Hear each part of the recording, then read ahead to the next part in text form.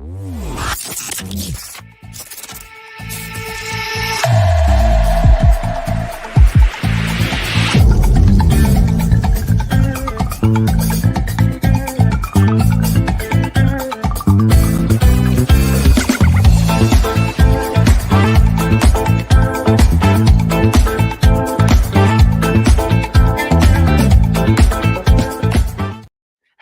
again, my friends, and you are my friends, and welcome to your Talking Town. I'm, of course, your host, the Gov. Looking forward to discussing what was a brilliant day yesterday. Welcome one, welcome all.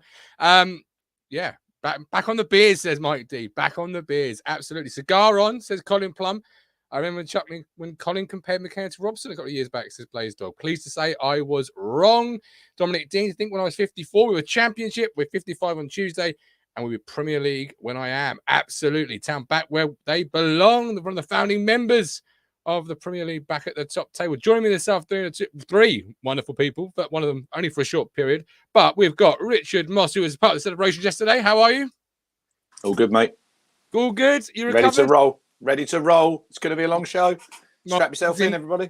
Absolute ribbons today. It really is. I did a bit of shouting yesterday. I don't know about you. Well, shouting. With 4 layers on, 2 pairs of socks on, long johns, and the sun was blazing in the cobbled. You must have been absolutely frying over there. I was frying. I was like an egg. I was like an egg frying. But he got the job done, right? We didn't tempt fate, and we got the job done. No, that's why we won. That's why Town done it yesterday, because you had your long johns on, and you found that missing sock that you couldn't find yesterday morning. The lucky sock. The lucky sock. Yes, I absolutely did. Apologies if my voice goes all over the place today. Streaker says, I called top 2, not for once. I was correct. So did I. Rich, I called top 2 as well. Streaker didn't call it in August, though, did he? Not like me. No, I didn't. If you push the like button, if you had a killer hangover this morning, stroke afternoon. And joining us, somebody who watched the celebrations from afar, but was very much there in spirit and heart, is, of course, Kate Riley. Kate, welcome in. How are you? Konnichiwa. Greetings from Tokyo. How are you? You well? Yeah, I'm exhausted because CNN led with Town going up to the Premier League yesterday, 12 o'clock Eastern time. It's their top story at noon. Just looking, Kate, under your eyes, them bags. It's bad, mate. I look so Don't worry about it. I'm really Don't worry, you look fine.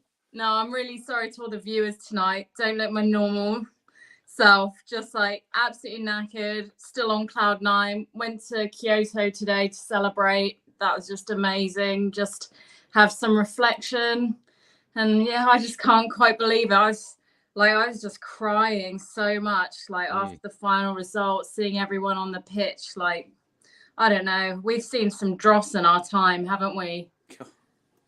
We've rode the lows. Started this show, Kate. You remember from when we started the show, the Lambert years. Martin still sticks up for him somehow. God knows how. Yeah, we did. We worked really hard in those days. we tried to keep people entertained and engaged on the platform. There you go.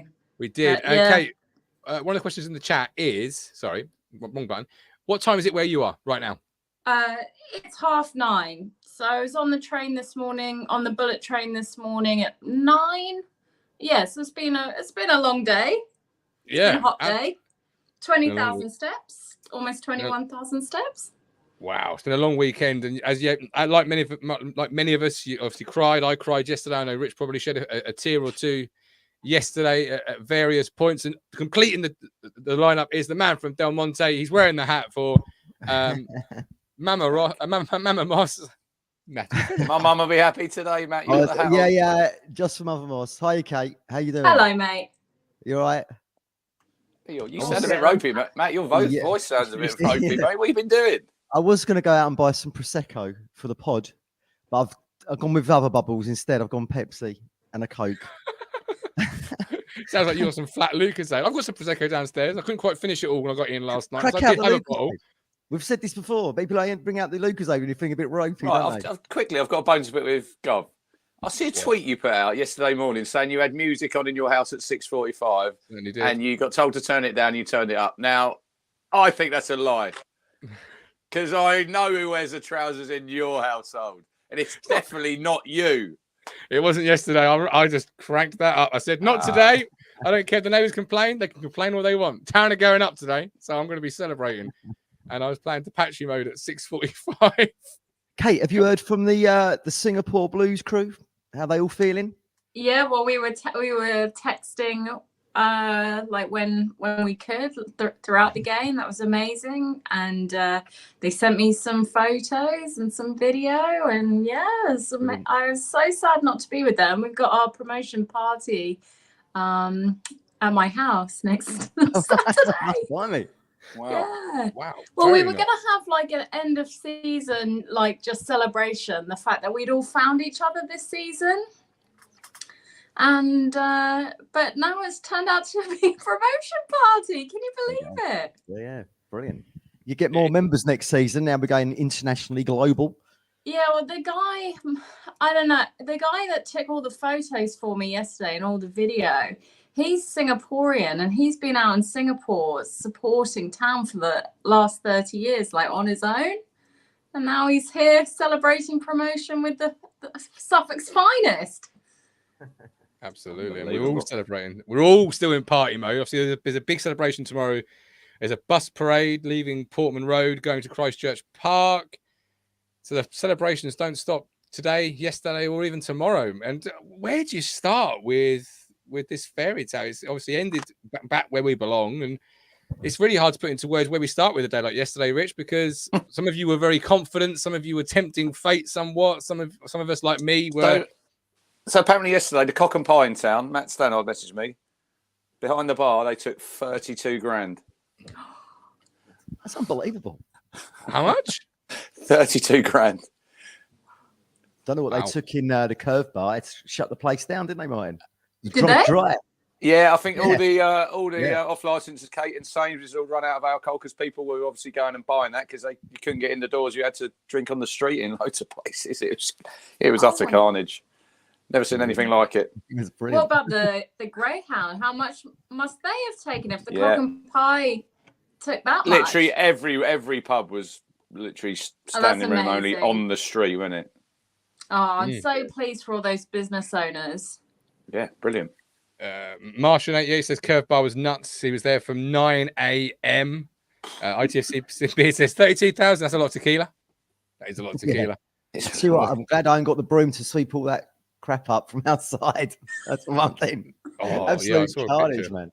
Later in the evening, it was carnage. It was a carnage in town. It was great though. Great atmosphere. You know, it was just love. That's what all it was, really, wasn't it? Celebration, love. It's like being at a wedding where everyone was just there to have a good time. Like everyone wanted to have. You hate weddings, though. You hate weddings. That's the difference. You like football most of the time, but you don't like weddings, Gov. I'm not a bit like what. Well, okay, yeah, you got me there, I guess, a little bit. God, you paint me such an awful light. An awful light. Right, I've got some shout outs, and I've got one bone to pick with Matt Phillips, but we'll come to that last. So, quick shout out to Fordy. He's in Albury on the beach. Lovely day today, Kate, in Suffolk. He's down there. Andy Molinar, we met him at the statue yesterday from Boston. Oh, yes, we did. Shout out, Andy, from Boston, He's changing his flights. He'd come Yeah. over, Kate, and he was going to be here till the 30th of May because he was just factoring in maybe we were going to get to the playoffs. So now he's going to go home early.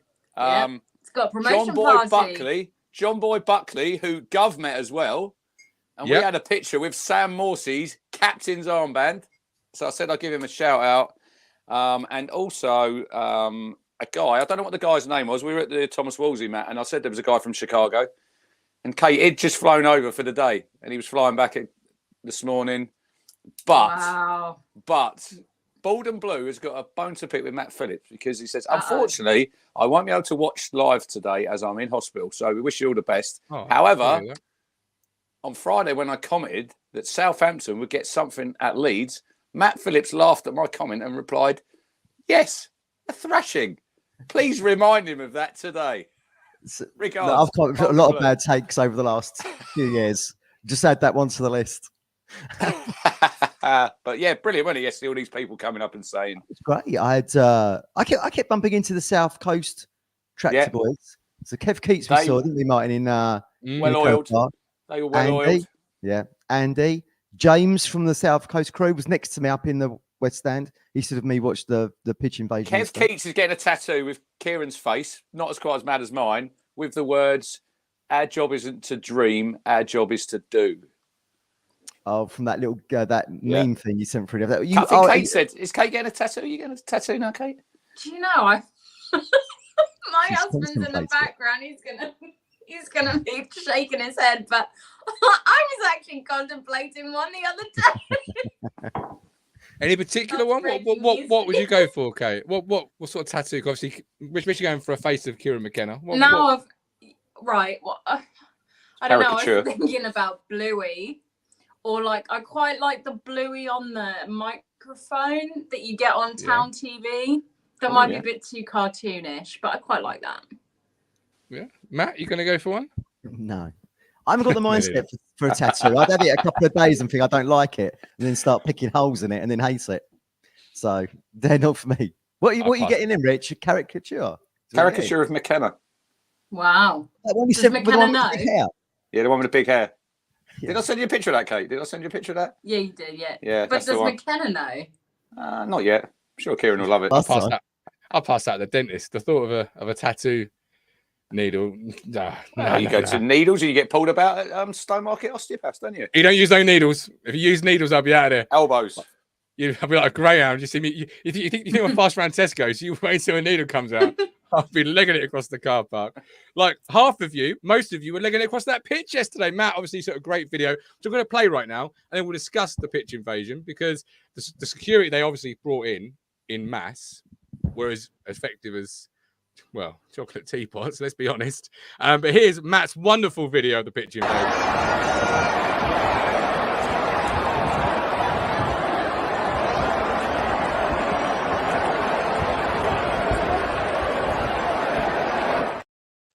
Great moment. That was within about 10 seconds of the final whistle as well. That's how quickly it got mobbed. There was people on the pitch as the game was sort of on just touchlines. Yeah, probably the Moss family. I would imagine. I was nearly next to Kader when he was taking a throw in over our side.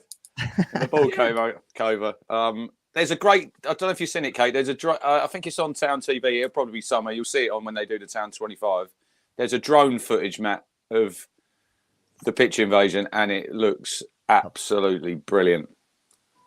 Oh, the full scene. I mean, it's goosebump territory. It is. It was a special moment, obviously. But like I said, the security just sort of stood there, and that was it. Everyone was on, and away we went. And what a pitch invasion! If last year's was a little bit of a damp squib, Matt, yesterday's was an eruption of 15 years worth of hurt. Yeah. Yeah, it went up a level, didn't it? This pitch invasion, it did go up a level, like you say. You had people on the touchline and everything waiting to get on there. Oh, it was just brilliant. I mean, you know, you think back to when we started the pod, right? In 2020, in lockdown and everything, we were sat here bemoaning the fact that we were going nowhere and we didn't seem to have a good recruitment and we weren't spending money on players. And here we are now, just 4 years on, back in the Premier League. I mean, I said to you earlier, Rich, we were talking about Bristol Rovers, the 0-0, the meltdown game. It was about 15 months ago. Yeah. It just shows you. I mean, I think I said to Rich earlier, well, I mean, look, this is not even a hot take particularly. McKenna has to be the hottest property in football at the moment. Show me a manager anywhere else in world football. All right, I know he's come through the Football League and now the test comes in the top flight. But show me anyone anywhere that's doing what he's done. I think it's, you know, I doubted him when he came in. I thought he might be too young. Maybe people had said he was a bit of a school teacher in his ways. I didn't know if he'd change it up. And we were dropping down League One. I said that on the show. But bloody hell, I mean, just fantastic. I mean, what a talent. Everyone is looking at Kieran McKenna now, right? I remember Man United fans thinking, why can't we have him instead of Ten Hag? Yeah. It's probably what they're thinking. Absolutely. Yeah, and many people, Rich, wanted sort of Mike Phelan to come with him when we appointed McKenna as that experienced voice, that he needs a bit of experience next to him. My memory of Mike Phelan is when he burst that balloon and Fergie sitting on the bench at Chelsea. Yeah. Do you remember that? Yeah, he's like, and he basically tells him to F off. He does swear, yeah. But what a phenomenal job. And the highest talent, I think Matt's right. Yeah, but you have to look at his backroom staff as well. You know, Martin Pert doesn't get a lot of credit. Love celebrations. Yeah. Did you see that? It's like WWE. Was he on the table? Was that him on the table? Yeah. With his shirt off in the dressing room. But yeah. But it's a collective effort, isn't it? From everybody at the club, not just the manager, everything now. You know, your community trust. Dan Palfrey what a job he's done. Bringing what a man, top man. It didn't just start with Paul Lambert, so we do have to give him a little bit of credit, Kate, because he obviously said when he came in that look, it's just been disbanded, and you think, what are we doing? This is the heart. We're a one county club, aren't we? Yeah. The heart of Suffolk, and you've got rid of that, and it was so good yesterday. How many kids did you see wearing town shirts? Oh, brilliant! Just fantastic. How about BBC News at 6 and Mark Ashton and the club are down at Gusford Primary and they're all in their town shirts for the morning assembly. I couldn't believe what I was watching. Yeah, that's just really strategic thinking, and I praise the club for all that great thinking. We spoke about that Friday. You would never have seen anything like that under McCarthy or the players that that we had to bring in League One. It's the next gen, isn't it, Kate? I was still at sixth form when we went up. When we went up to the Premier League last time, and I don't remember any coverage like that. I don't remember the club. I mean, playoffs are different, right? But I don't remember any outreach at any school. Yeah. I certainly don't. I was just finishing primary school when we won the playoffs, so I don't remember them coming to our school at all. Perhaps Kate was just getting ready for babysitting duties then, weren't you? Jermaine Wright. Something like that. I was just in school, but yeah. I'm aging myself now. Thanks, Rich. Oh, did you? Right, you probably didn't watch Friday's show. I've got a question for you. Martin and Matt got the question right. Anyone in the chat, don't give Kate the answer. What was the UK number one the last time Town were in the Premier League when they got relegated at Anfield? Ooh. It's not Things Can Only Get Better, is it? Give her a clue. D-Ream? No. This lady was in Neighbours. Kylie? No. That's too obvious. Oh. What were people doing? Natalie No. Close. What were people doing a lot of at the game yesterday at full time? Knee slides. Yeah, they were doing that, but they weren't doing. What were they? They were doing a lot of kissing people, Kate. Oh, I'm lost. Holly Valance. I've got no idea, man. Holly Valance. Kiss. I didn't kiss anybody at full time. I didn't kiss anybody. I just celebrated. Kept myself to myself. Although a lot of people do. I have noticed watching the celebrations that a lot of people like to do knee slides. Yeah, I was quite surprised at how many. It was like being at a primary school disco all over again. All the boys just sort of running on the pitch and just knee sliding across everywhere. It was like all they wanted to do. Do you know why, Gov? Because that's why they put them sprinklers on before the game. Because you hate that. I do hate it. Although they should have done it yesterday. Mark Murphy trying his best to be the nicest party pooper known to man, saying, please kindly. Yeah. I just thought, put the sprinklers on. Okay, I'm moving. Yeah, I'd agree to you. And a few people said that to us. Just get the sprinklers on that pitch to soon be cleared. I'll get him moving pretty quick. Irv got onto the pitch. And he was sat literally 5-6 seats to my left. I'll see him on there with the flag. I don't know how he got himself down. With his two boys. Very jealous. But he was there 1 minute, gone the next. I thought, I bet he's on the pitch. And I've seen pictures of Irv since on the pitch. So great to see those scenes. It was almost like that steward. Have you seen that steward when I think he's the Spurs steward patting them guys down, Gov?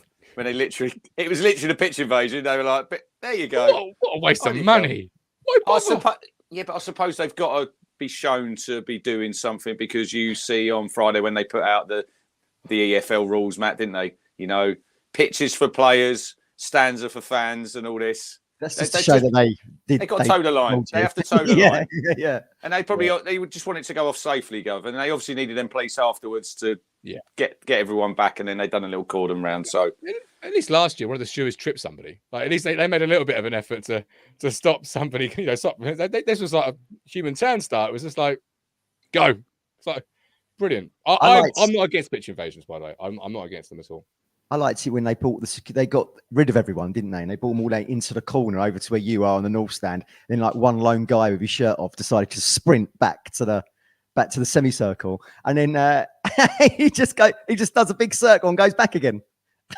Should have recorded it. Put the old Benny Hill music to it. That's what that needed. That was brilliant. That's escaping the championship. And how good is it to escape the championship?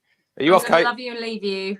Arigato Okay. gozaimasu. Thanks for coming on. Thank Okay. you. All right. Have a See great you evening. night. All the best, Bye, Kate. Thank everyone. you Up ever and so much. down. Well done. Up the town. There you go. Kate Riley making a guest appearance. Brilliant. Wow. But yeah, it's yesterday. I've got a load of comments coming in. Love the comments. Keep them coming. Like, subscribe, comment for the algorithm. How many likes can we get today? I don't know. You said 500. Let's go 500 likes. Ooh, Come on. This is Alex watching Griffin levels. whether you're watching 500. live or on catch up, do 500. hit that like button. There's people on top of the cobbled directors box roofs that obviously had to get off. I did think when they were on it, I'm not quite sure they're going to that's going to stand. You know, like this is a very old stand. John Portsmouth, remember he got on there, Rich, with the bell, remember that? The 3-0. Ding. Yeah. Some action out of those roofs this season, isn't it? The Maidstone fella, Mm. the Rolling Stone, down he went. That's what they were worried about. Tumble down, didn't he? Yeah. Mike D was next to Sarmiento on the pitch and Axel, great times. Where did you go, Rich? Who did you make a beeline Right. for? So we were literally on that line, and as soon as he blew that whistle, run on.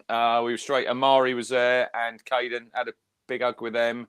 And then we were quite near. We must have been near Mike because there was Sarmiento there.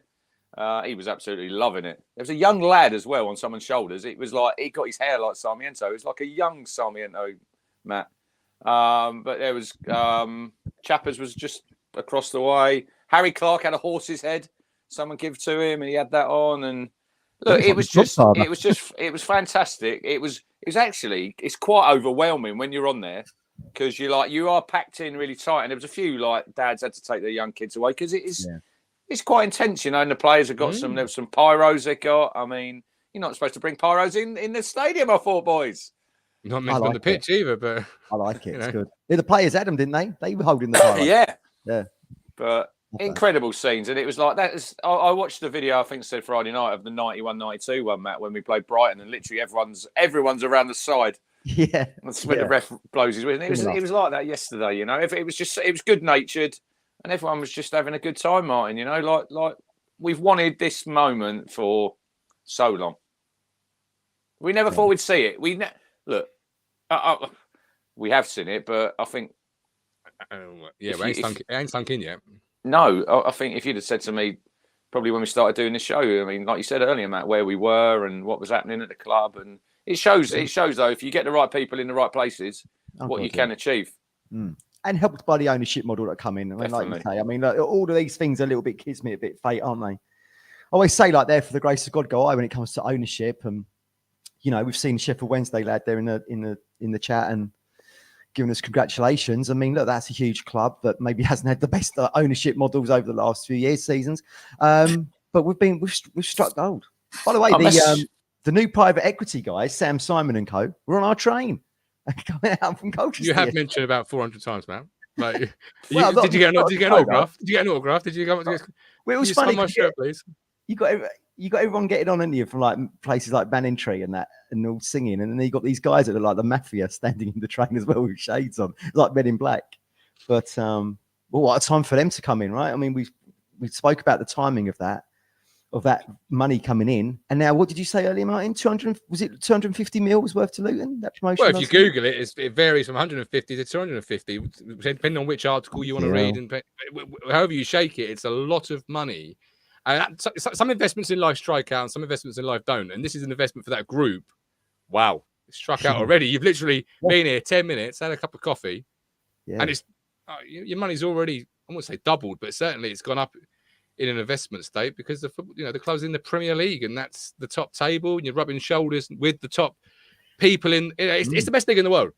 You know, that is the best league in the world, whether you support a team in it or not, which we all now do, by the way, to say that again, which we all now do. It is the best league in the world. It's got the most exposure in the world. And Rich said earlier to Kate, and I think you're right, Rich, global exposure. It can't be underestimated, understated, just how much global exposure this football club will receive from being in the Premier League. You know, Thursday night football, Monday night football, Friday night football, Saturday night, Sunday lunchtime, Sunday afternoon. There probably won't be many Saturday 3 o'clocks, I wouldn't have thought. You might have a few, but this is just something you just got to go with it now, haven't you? We're here. I know I see a lot of people when we're on Sky always having a little bit of a moan up about the kickoff time changing and all that. Well, hello. When you're getting these riches, Yeah, you can't have it both ways. I'm afraid. You know. The thing is, Rich, you can more easily predict it in the Premier League in terms of where you're going to be on TV. Like if you're playing a top 6 side or a side in Europe, I would expect you to be playing Sunday afternoon. Okay. Just as a loose basic rule. Yeah. You're not going to get suddenly 3 weeks, 4 weeks notice where you're Ipswich are going to Bristol City, for example, the game you don't expect to be chosen for TV that is chosen for TV. You're going to get most of the time it features a top 6 side, your TV game. So they're a bit easier to predict, aren't they? Bournemouth versus Ipswich at Dean Court, for example, is probably going to be a 3 o'clock on a Saturday. I mean, Spurs seem to get a lot of 3 o'clock Saturdays. Is that because they're not a top 6 side anymore? I don't know. Let's look at the table. I haven't looked at it for a while. It's funny though, isn't it? Because we've now got to when Evans got rid of Magilton and brought in Keane. This is what he wanted straight away, wasn't it? Which is why he gave him all that money. Yeah. And now we've 22 years on, or wherever it is. I mean, since we were last in the Premier League, we're now back in that place. And he had that. That was kind of his strategy, wasn't it? To bring Keane in, and then you can tap into the global market of a Man United icon and all that kind of thing. Weirdly, we've done it with a former Man United coach, haven't we? So I mean, I can't wait for the Man United game where we're 3-0 up. McKenna's teaching Eric Ten Hag McKenna ball. Do you know what I mean? Like, I just can't wait for it. I'm ready for it. I'm here for it. I'm here for it because it's going to be a special moment. I don't want it. When does it sink in? Like, I keep riding these different waves of emotions. One night I'm like laughing out, uncontrollably. Like, this is crazy. What? And the next minute I'm crying because it's feeling a bit more real, but it still feels. We said, didn't we, Rich, on was it on the phone or outside the walls? I can't remember when we spoke about this, but we feel quite chilled about it now. I did when I was watching it on TV against Coventry, and then as soon as the game was over, just felt really chilled. And I felt the same yesterday. Like, it was the relief, it was done. All those hopes and aspirations you've had have now just been realised, and you can kind of, I don't know, it was almost like you just take a step back a little bit and soak it up. There is one thing, Matt. We probably won't play as bad a team as Huddersfield next season. Oh my God! Look, we said before, didn't we? You couldn't have we said Friday night, you couldn't have scripted it any better, could you? You're back on home turf. You just don't need to lose the game. You're playing against a team that needs to beat you 16-0 or whatever, relegated already. They don't want their rivals to go up over us. It was beautiful. Again, fate. Needed 16 goals. Didn't cross the halfway line for 66 minutes. They took that kid off. Was it Radoni? Rich? Jack Radoni, as soon as he made that mistake for the first goal, right, we're looking at you, mate. See you later. And I mean, what is Huddersfield's main strength, Matt? Set pieces and corners. How many corners did they have all game? Big, fat, 0. Zero? Big, fat, 0. Yeah, I don't remember them having a corner. Had a couple of long throws. The number 16, I think it was Edwards was his name. He played right back. Yeah. And he was over our side, right, and in the first half. I'm sure they got him out of Huddersfield Giants rugby league team. He was just a spare there. Come on, do you fancy a game Saturday? Yeah, you can scare the opposition because you're built like a brick shithouse. He was massive. He was big, yeah. Jesus Christ. Huddersfield didn't offer anything, did they? They were overpowered by a very good Ipswich Town side, which I want to talk about. But I want to sort of shout out the Huddersfield fans. I thought they were superb. Many stayed behind, for a period, if not all of it afterwards. Obviously, I can't quite see from where I'm sat, but I've seen some videos. Just, you've just been relegated. Your side hasn't had a great season. And in a game where you must win, yes, okay, you probably accepted relegation already in your heart because 16 goals is 16 goals. You still would have been forgiven of, quietly exiting the cobble stand and getting on your way. But many stayed. And I just thought that was magnificent for a long distance as well. It's not like it's Colchester United just nipped down for the day. Good numbers as well, didn't they, man? Good numbers. What's that? Sorry, there was good numbers as well. Huddersfield fans, weren't there? Yeah, I mean, look, they've Wagner took them up into the Premier League, didn't he, and kept them up there. And they was probably, there's probably people just thinking back to their spell at the top table, and they're the opposite of that now. But there's hope for them to come back as we've done, as we've shown you can do it. But what was it for? So was it the first time back-to-back, Rich, you were saying earlier, since 2012? Is that what it was? Yeah. Season Southampton one. 10 to, yeah, that was Southampton. Norwich was 09 to 11. So there was in that sort of period there. But shows you how hard it is. Yeah. Yeah. Absolutely. Well, once in a decade moment. Might be the third team to have done it, but with most intense race. The other two, I haven't looked, so I can't be sure. But the other two will nowhere near have been as intense with three sides. I mean, Leeds have finished third. Southampton done it. Southampton done it to the Premier League when Reading got the points record.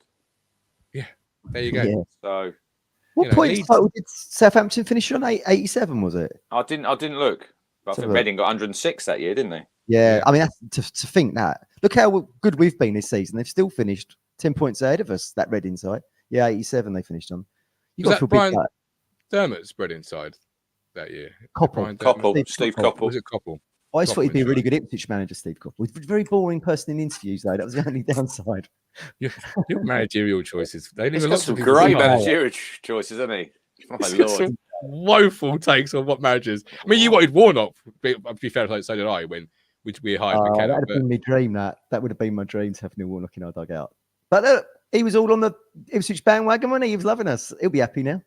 He wanted to promote it. Did he start the season as Huddersfield manager? Yeah. Because the manager was referring to in his press conference. Yeah, because obviously he came in and he saved them last season, and then they were going to sort of keep him, but then they sort of wanted to move in. They had new ownership, didn't they? Took over. They wanted to move in a different direction. That was who that Brighton writer was on about, like basically saying the players weren't fit. They were only training once a day. They were playing golf.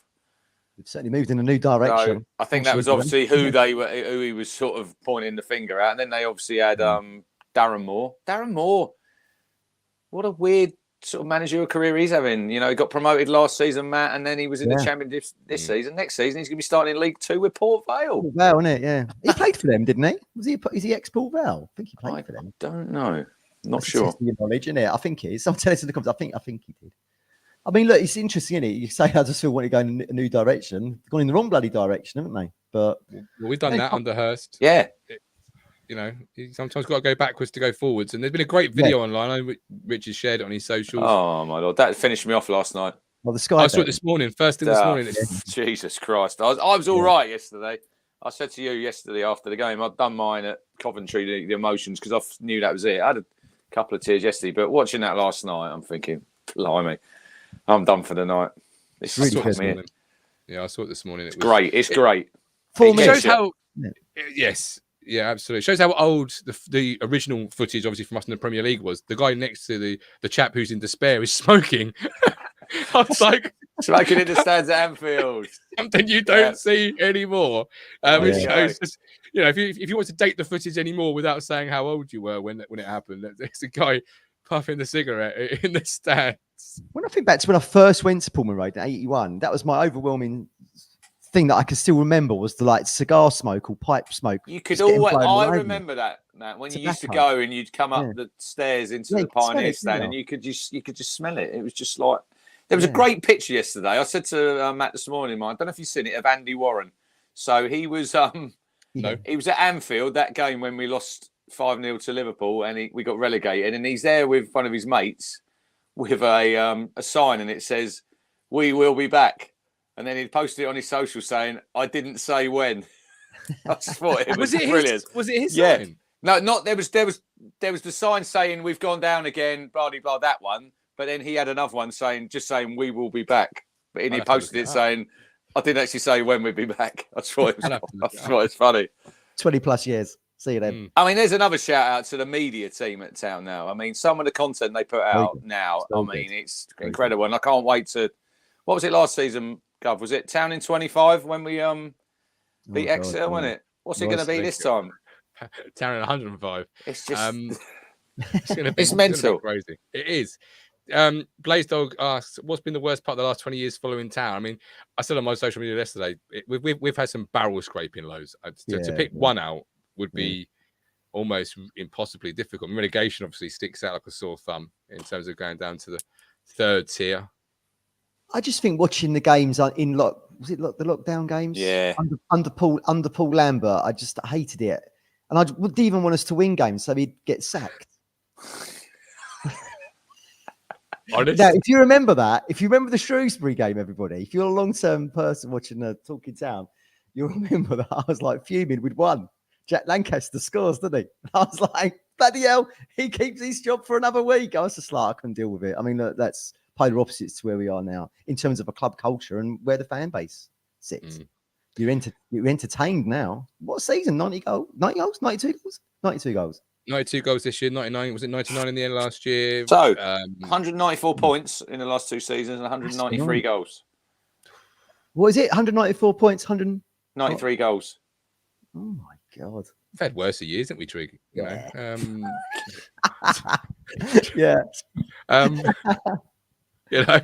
Brilliant. Wow. I mean, it has been, I jokingly said in the curve yesterday, we're making a tradition of this in May, outside the curve, celebrating something. What's next year? FA Cup final?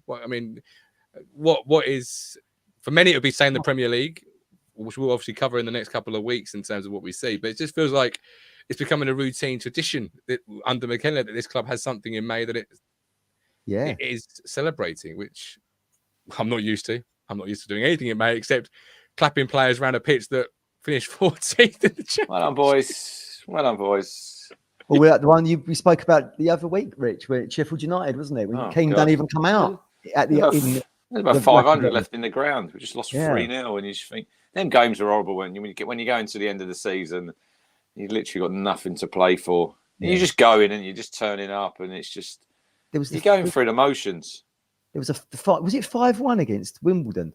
Oh, David Connolly. Remember that one? Yeah. That was another one where David Connolly. Yeah, David Connolly playing for them. Hat trick.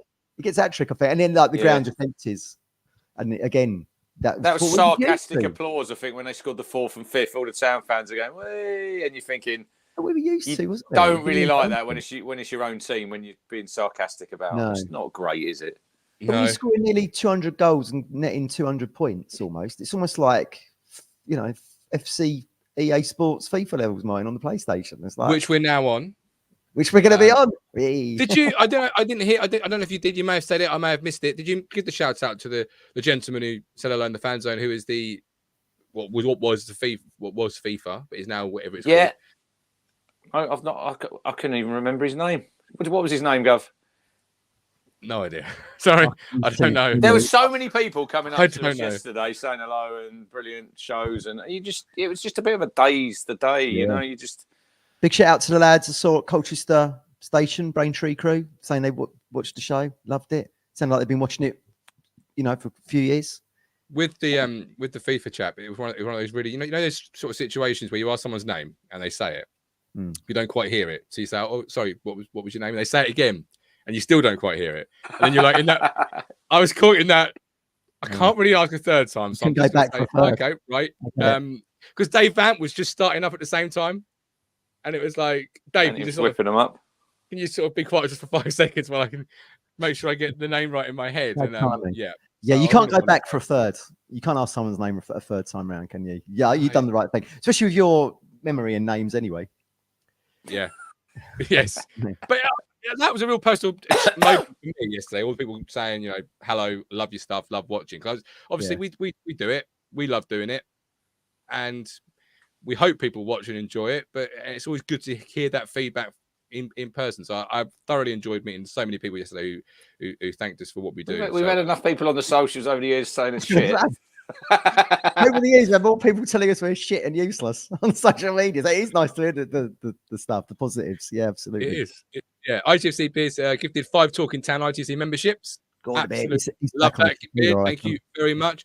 We have got $20 New Zealand from Chris McTaggart, our friend from Queenstown, New Zealand, who says, "Sorry guys, after this one on catch up, didn't get to bed till 3 a.m. Around 90 minutes sleep. Looking forward to your pre-season Premiership content." £5 from the Parry. Obviously, seen the impression. Also a great impression. I could do that today. I think not your voice. $4.99 from Blunty Dan. Thank you very much. We've got ITFC Beard, who says we need Talking Town tattoos. Sharon, loved meeting Sharon yesterday. That was a real honor to meet Sharon. Is that the Curve Bar? The Curve Bar. Yeah. It was that. Yeah, it was at the Curve Bar. What's the Curve Bar? Were you that far gone? You just don't know where you were. They did. Yeah. They didn't serve Guinness in the Curve Bar on tap. It annoyed me a little bit. That's something else. By the way, another hot take, everyone. I've had a Pepsi and now I've got a Coca-Cola. They taste exactly the same. You know, the Coca-Cola challenge thing they used to do on the telly. You had to try and do the difference. The Pepsi challenge. Yeah, they taste exactly the same to me. I do like the Pepsi advert. I think it's very good. Very good advertising. Very good marketing. Again, And then you keep getting better and better. It's like us under Kieran McKenna. You're on promotion from League One again. It's like going to score 92 goals in the Championship, but better. It's like it keeps getting better and better. It's like we are the Pepsi advert of football. We're just getting better. Where it goes next, I don't know. Texas Track the Voice says, unbelievable season, man. All the more enjoyable by you lot on Talking Town. Thank you, Texas. Appreciate that. Thank you for what you do. No, thank you for watching. We wouldn't do it without you guys and girls at home watching. I appreciate it. Spoke about Huddersfield fans. They were great. Huddersfield team, no disrespect, not so great. But how good were our boys? Because you were saying all week it's done. Relax. I was saying don't tempt fate. I can't remember what Matt was doing, but I'm sure he was doing something. And our boys were driven. They were professional. They came out just on fire. They didn't give Huddersfield a chance to settle. it was take over. Oh my lord. Steady. Yeah. He'll have to go, and he's going to drop himself out, isn't he? You drop yourself out a second. Go and have a Pepsi. He'll be right. He'll be right, everybody. Is he right? Is that? Yeah, I'm fine. There we go. There we go. It's a promotion party hangover. Woohoo!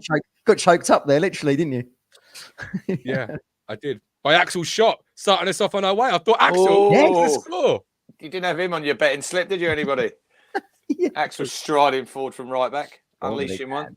Yeah, that was brilliant. Oh, you'd have been over the top of it. You'd have been out. You're bloody over the rails if Axel scored. You, Matt, you're the biggest Axel fan going. Well, apart from Gov now, because he's a big fan. Yeah, now. I could easily. I've nearly plummeted to my death many times over that rail. But yeah, if Axel had scored, perhaps that would have been the moment. Did you enjoy his little knock it and go in the second? I was literally just in front of where we were. See ya, mate. He's thinking, don't fucking bother chasing him. I can't be bothered. It's like, no, sod that.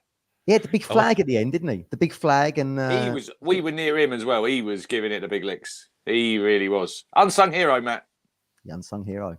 Very. Yeah. He strikes me as a really quiet, unassuming guy off the pitch. And on the pitch, he's a confidence player. And I might be wrong about both of those things, but over the recent weeks, as he's been playing better and playing more regularly, you've seen a real different side of him come out, and the confidence and the ability. And he was playing in the last couple of weeks, particularly. I don't know how you saw it, Matt. You're his biggest fan. Sort of as a player that clearly was playing a level below himself. Like everything any winger did was already in his head, mapped out of where you were going to go. He reads the game really well, I think. Certainly in a position that we don't think is probably his actual main position either. Even though he's done Premier League appearances there for Villa at right back, he is a centre half at heart. But yeah, look, you get these things, don't you? Like you get these players, and you say, "Oh, and he marked Mbappe out of the game in the Champions League," and then he gets the injuries, and they fall down by the wayside. You know, remember like when we had Will Keane, he was supposed to be the next big thing at United, and he just dropped off the edge a little bit, didn't he? But with Tuanzebe, you know, you didn't get that deal at Luton. He comes and gets a chance, obviously, through the connection with McKenna, and as he's had more game time, you've seen better performances from him. We've always said, don't know, that's why we think Everton's done. Like we talked about unsung heroes, and he was mentioned the other night. That's why I think Everton's done so well. And you just, you know, it's very difficult to keep coming in and out of the side and be part of a promotion push. But I think with Tuanzebe, he's played in that role, and he's just grown as you know, as the promotion push has continued, he's grown as well, and it's just been fantastic. He's been a real integral part, I think, in that position. Absolutely, especially with Williams leaving. Who? Yeah, let's move on. Yeah, moving on from that one. Massimo Luongo in midfield, Sam Morsy. I've got to do a 5-minute clip for Rovers chat about Lewis Travis's loan spell. Wow. You could be struggling for 5 minutes. He was great. He looks great at a party. He loved it. He was on the shoulders as well. He was giving it. But yeah. There's 10 seconds. There's 10 seconds for you. 5 minutes. It's probably 4.5 minutes, you know, longer than you perhaps need, because I think you can. Look, he's done. I think he's done probably what he was brought in to do. You know, did he think he was going to be playing week in, week out? Probably not. No. I think another key thing was when we look back in January when Massimo decided to retire from international football, Matt.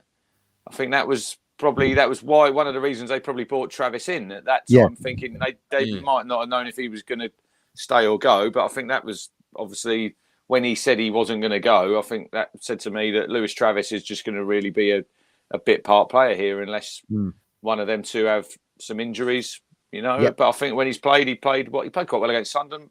I think in that game when he played partner he did. Jack Taylor, didn't he? I think started that game because Morsy and Mass were both out of that. But he's he's not probably had the minutes that he would have wanted, but I'm sure if you asked him, I think he's thoroughly enjoyed his time at Town.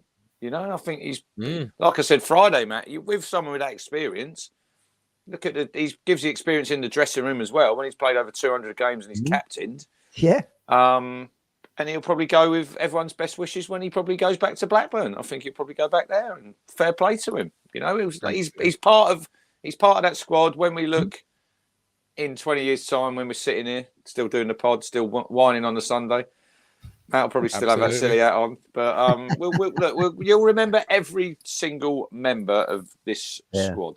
You will. Even Freddie Ladapo was there yesterday, but what were the trousers he was wearing? Certainly won't forget them trousers, will you? Wow.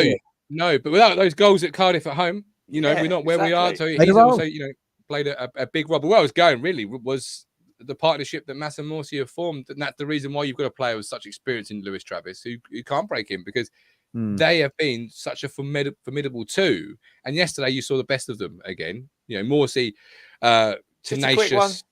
Quick one. I've got a message from Wes's dad, David Burns. Long message in here, and he just says, "So a big thanks to you all, the TT team, especially you, Martin, and the Mogul." There you go. Thank you very much, David. I sent him a voice message this morning saying we're all proud of Wes, like all of Suffolk. But like, I see his interview with Brenner on the pitch, Wes, and he was saying like all he wanted to do from 6 years of age, Matt, is he wanted to play football. And you have to remember your parents driving you to these games, standing in the freezing cold, Martin. You know what it's like, you know. It's look, and Wes said he probably didn't think he was going to make the Premier League, but for people like his family, and it's just like a fairy tale. Everything's just. I think we'll wake up one day. Hang on, my earphones are falling out. We'll wake up one day, and this will be all a dream. I mean, it's just pinch me moments. I'll thank him for Wes Burns, because I thought yesterday. Yeah. Phenomenal. Got a few You've never ever stopped believing in Wes, and I've always been a Burns fan. And we've all loved Wes, haven't we, since he came in? Yeah, maybe because I speak to David, or maybe I was a bit biased at times. But we said before, big game Burns, haven't we? And he's always showed up, and he's going to now play in the Premier League. It's brilliant. And he'll play very well in the Premier League, I think. I think he will. Yeah. Look at this, Nathan. I think he will. Nathan's £15 super chat. Thank you very much, Nathan. Appreciate it. Says, have a beer on me, boys. What a time. Hang on. Just take off the S there, boy, because me and Matt won't be seeing any of this. I'll share it. But that talks me Chinese fund. We are you and the fucking Chinese. Might happen in the summer, Matt, maybe. Yeah, maybe. No, we've got a few weeks free now, haven't we? A barbecue in the summer, surely. Short term. There you go. Short term, by the way. Short term, by the way. Lambert Towers. He's gone off the all around Matt's house. We are Premier League. Great content again throughout the season. Govern the team. Appreciate that, Nathan. Very much so. £5 from Phil says, just want to say sorry. I know you missed me yesterday, Gov. Absolutely, Phil. Always miss you. Asked Lewis Travis on the pitch yesterday if he's coming back, and he just smiled. And €50 from the good doctor. So fucking great. Topped it off well. This has been some weekend, thanks to the Gov. Thanks to Gov, Crunch, and Matt and all. I was going to try and take credit there. It's a great weekend, but I probably can't, to be fair. That's amazing. Some socks. Some socks, mate. It was the long johns. We wouldn't have been sitting here. We wouldn't have been sitting here today celebrating promotion if you hadn't put them on. Martin was like on WhatsApp yesterday, everybody, giving us a rundown actually of the layers he was putting on, and he couldn't find his making me. It was making me sweat as I listened to every message. It was. Yeah. The day started great. It was overcast. It wasn't too warm, and then about 10:10, the sun broke through. Oh, it's beautiful, wasn't it? It was quite chilly. It was quite chilly early on. On to Portman Road, it was about 6-7 degrees warmer than it was at home. I thought, bloody hell, do I need my jumper or do I need my jumper? You did put it on though. You did put it on in the second half. I did look across the sea, and but we are in the shade, and it's a little bit chillier. When I was in that fan zone, and I'm looking at you, and I'm thinking, fucking hell, you've got to go and sit in the sun because the sun fucking shines on you. This was it. They say, Matt, the sun always shines on the righteous. Yeah. There you go. Right. I wish it didn't yesterday, yes, for sure. Everyone kept saying to me yesterday, oh, you've lost so much weight, Gov. I was thinking, you saw those layers this season. That's what it is. Sweat it out like the UFC. Jesus Christ. It was uncomfortable. You were going to say about Luongo, weren't you? Just going back in 5 minutes. I was just thinking, we were talking about sliding doors moments, weren't we, Friday? Imagine if Luongo had gone to the Asia Cup with Australia. I think it was a real blessing, wasn't it, that we was able to keep the Morsy Luongo duo going through that right at the top of the year.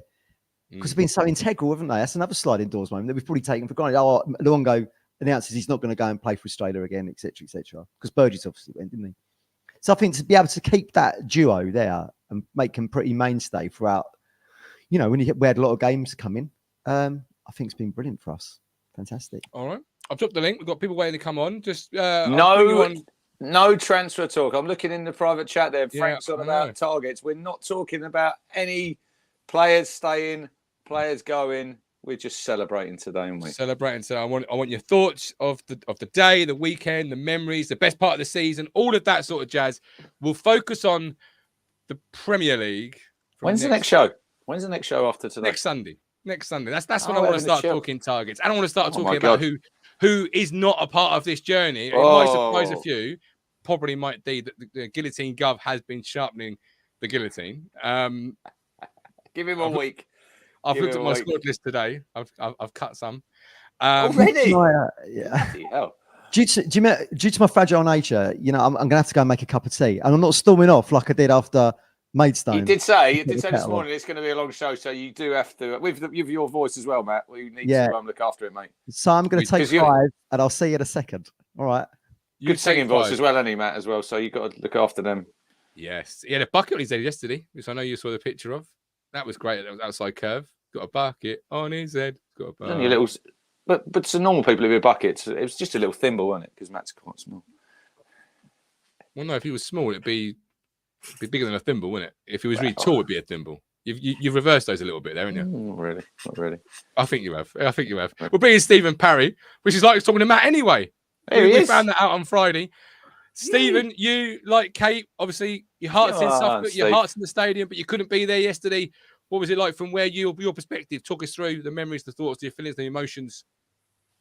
Well, it was strange. It was like I was confident the day before, and I was a bit like crunch. I think the job was done on Tuesday, and it was like, well, we've only lost one all season to Leeds, and that was Leeds with Sinisterra in there. You know what I mean? Who actually scored. So I was really confident, and then suddenly Saturday hit me, and it was like, "Where's my beers?" So I'm getting a bit antsy now. So I had all my beers laid out on the table, and it started getting closer and closer. Fortunately, wife went to a birthday, so I was in on my own. Time was ticking and ticking and ticking, and they were going through all these memories and all these things. And when we were in that in Premier League last time, I'm thinking, and then they were going through all season that we've had, and I started getting more nervous and that match started, and I thought, this is like that Crew game. You know, where they were just passing to each other and like no one really wanted to win it. And like, but we were the only person who had the ball. I'm thinking, this is fun, this. I like this. You know. And then suddenly we scored, and then we had some shots. You know, Burns missed one. I still think that hit the keeper myself, but that's besides the point. You know, Tuanzebe got a little deflection. That could have gone anywhere. You know, screamer that shot, by the way. And I must say, I think he's improved massively as a player over the last few. He's been a bit like Amari. Started off slowly, but then he's starting getting the rhythm.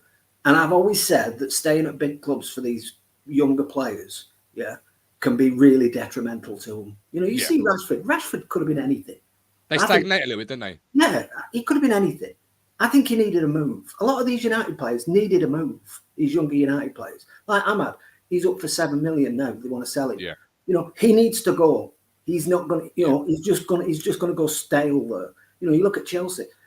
I'd even argue Amari's probably not going to play for Chelsea. I know he's not going to get sold. He's not going to play. Mudryk is now coming back into form. He's always going to play before Amari. Good, just for simple fact, they spent like 70 million on him. You know what I mean? They'd look stupid if they put a young player in above someone they paid 70 million for.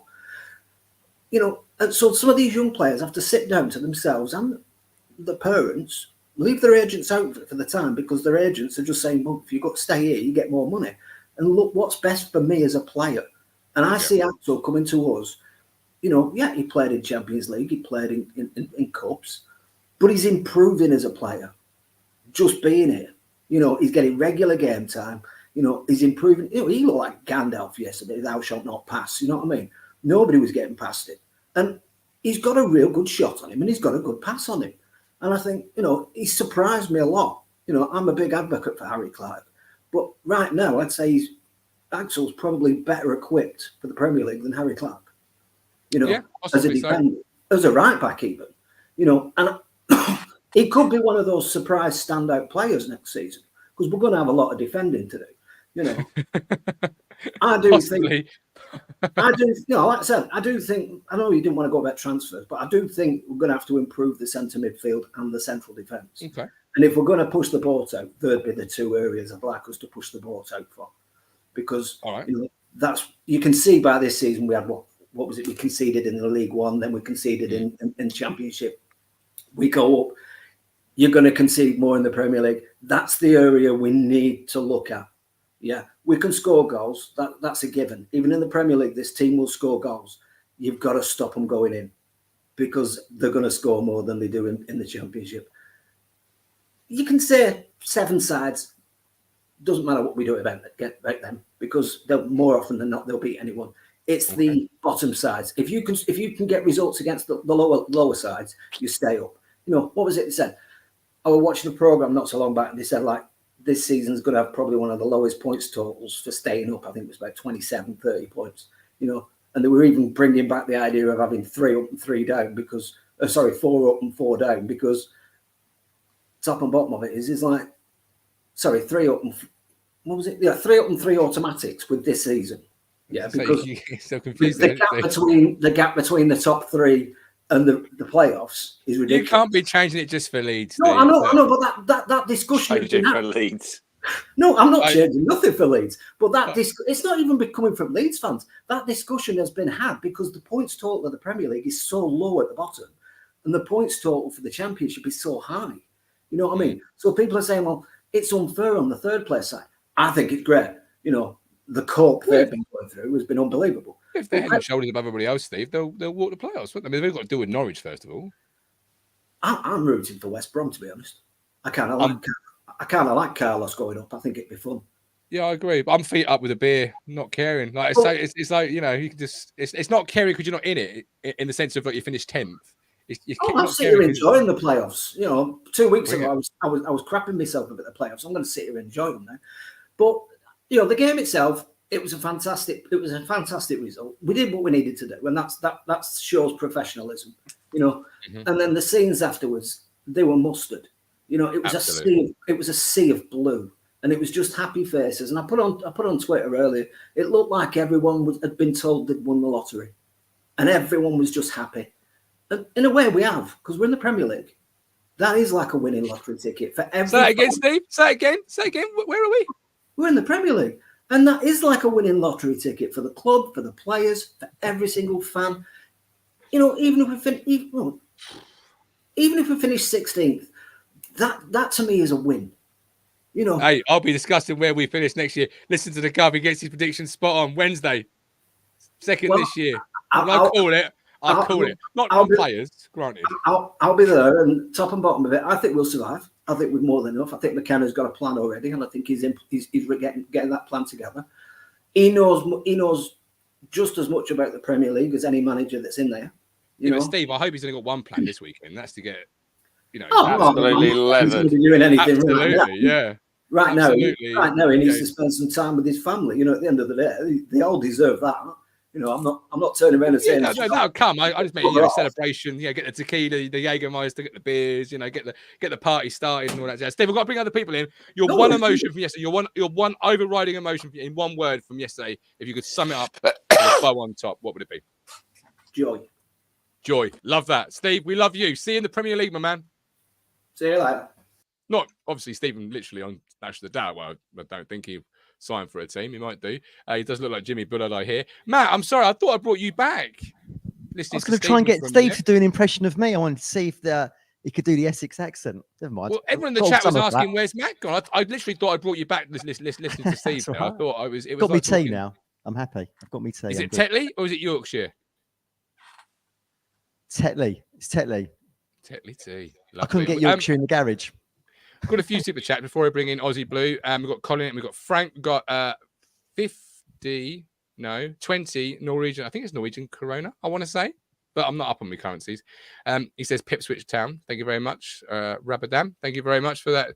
20. I'm going to say Norwich and Croydon. If I'm wrong, correct me. Look that up. 5. That up. Yeah. You go for it. Yeah. Well, while you're there, just do the exchange rate for me. Kieran, you're right. You're right. It was Norwegian. £5. Thank you for the £5, Kieran. Appreciate it. If only we'd beaten Norwich, we'd have been champions. Very true. Very true. I feel for the fans who said their season was ruined when we didn't beat Norwich because we did say on it, the season's not defined by 2 games against that lot. No, who named the playoffs? Dominic Dean, 5 Talking Town memberships. Thank you, Dominic. Your generosity is incredible. There's a great one going around with Chris Reeve in there from Talk Norwich City, and he's on about in January. Ipswich, like what did he say? Falling away, didn't he?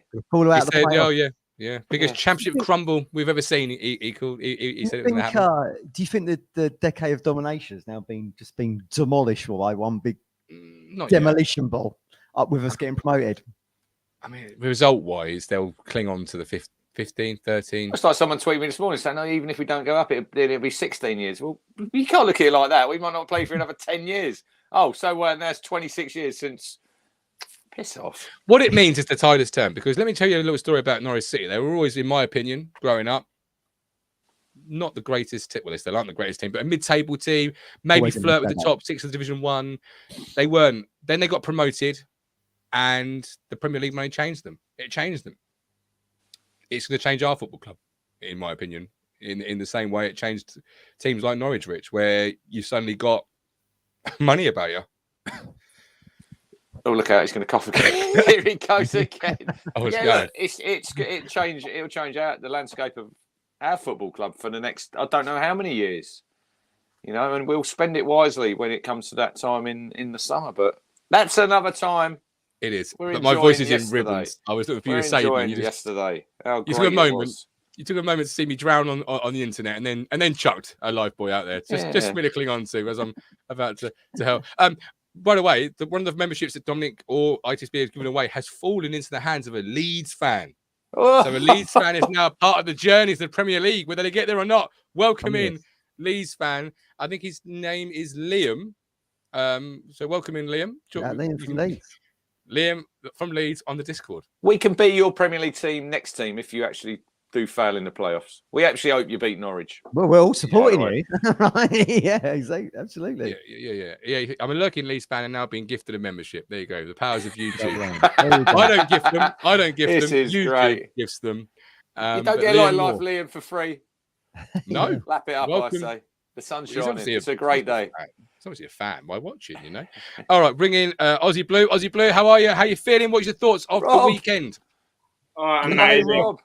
They did. Absolutely euphoria, really. Just met about 20 Town fans at the pub, and just like the scenes at full time. I seen Cruncher a video of that, and it was just pure joy. Mike D says, Rob, I hope the money changes the town. It needs it. Can't believe the beer ran out. I hope it didn't run out in Perth.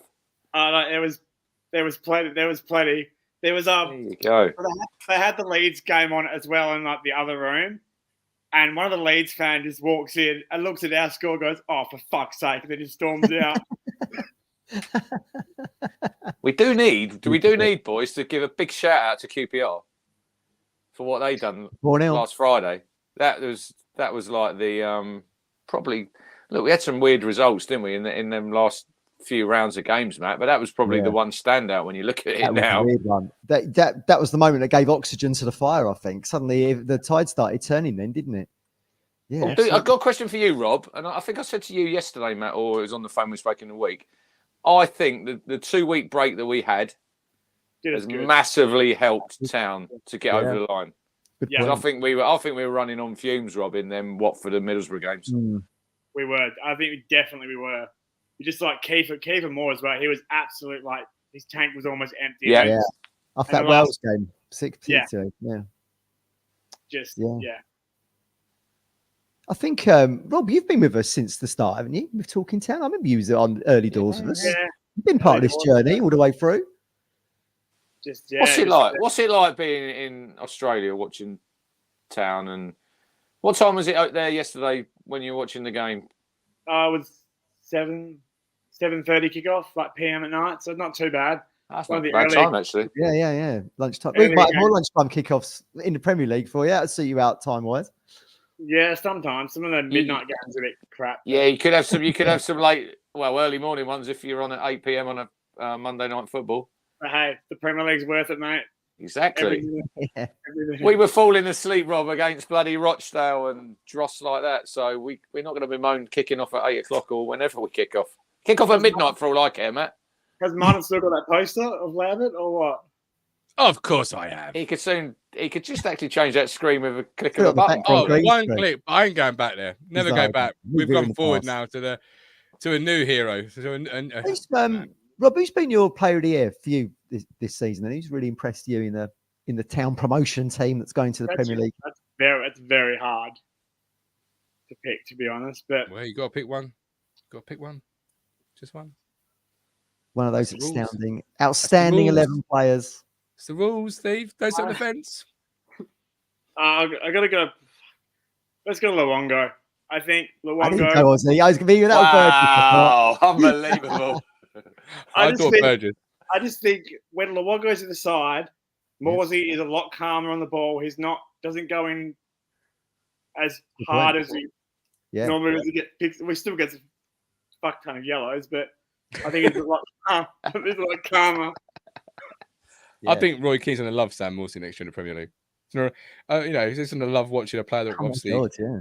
clearly is the same type as Roy Keane, walking I around said just to the missus, getting your like, nose.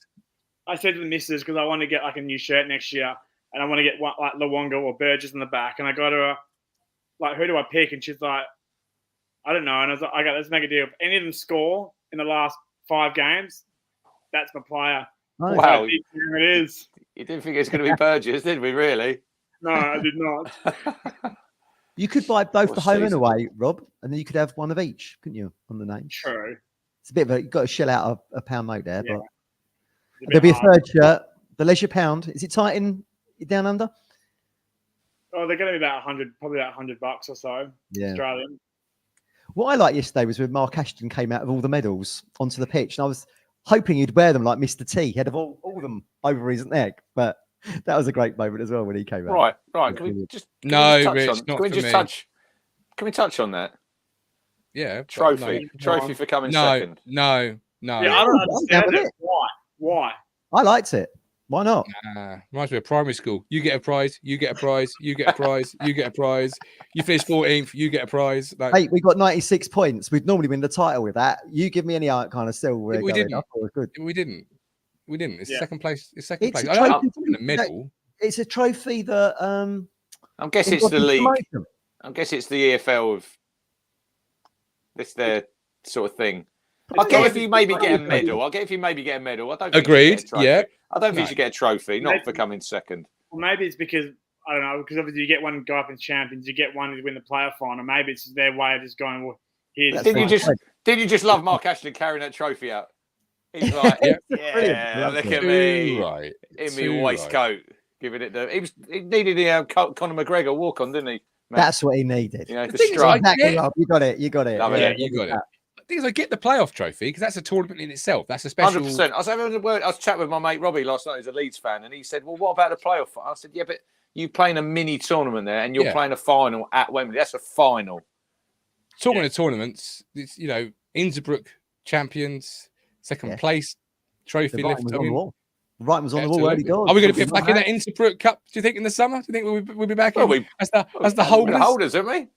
Got to be. Got to go back and Straight back in, retain. shouldn't you?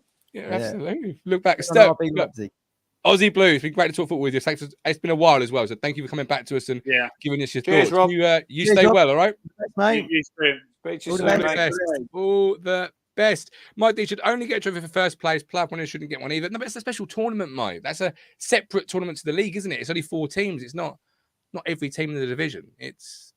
I don't get it. Me- Second place. I first saw Mike D yesterday in the queue for the toilets. So we had like a little hug in the Was toilet he very queue. sweaty because he didn't really?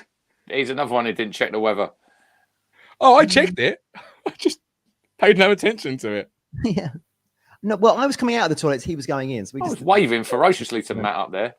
yeah. I giving you didn't see you. What was I doing? Matt, oh, you were just clapping away. You were just lost in the moment, mate. I was lost in the moment, wasn't I? Yeah, absolutely. Yeah.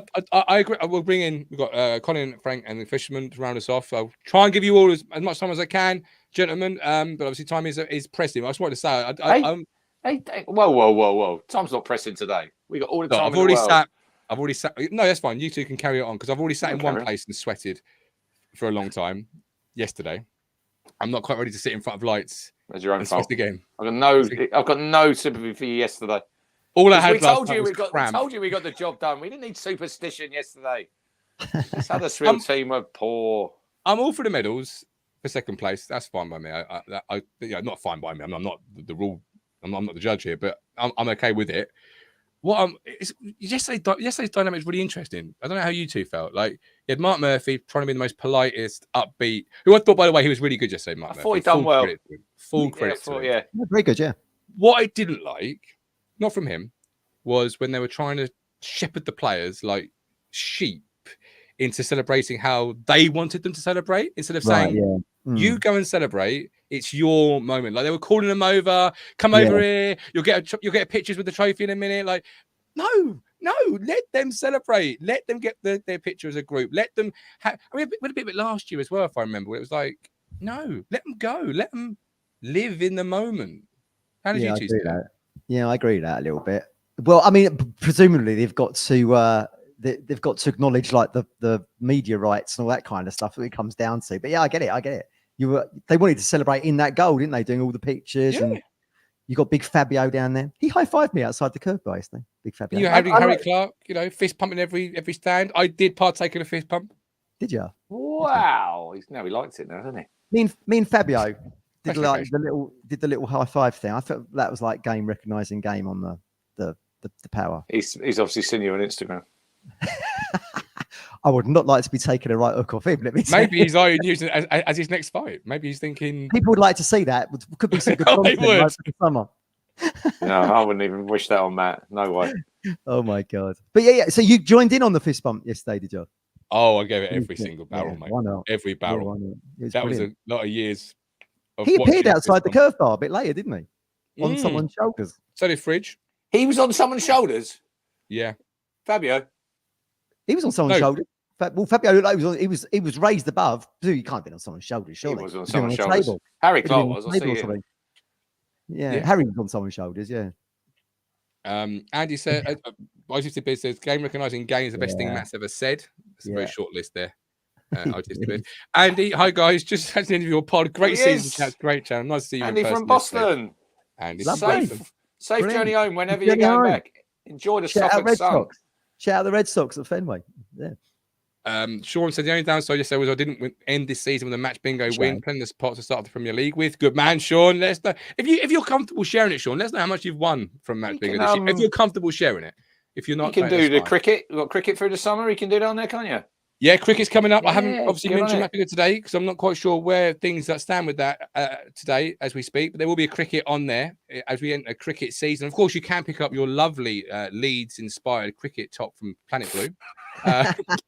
I'll tell you what, I love cricket and I love football, but I thought one of you might have popped in yesterday and get some of the Hawaiian range they were doing yesterday, Hawaiian shirts. And there was a guy, he'd had a few at half time, Matt. I went to the toilet and he's got his Hawaiian shirt on.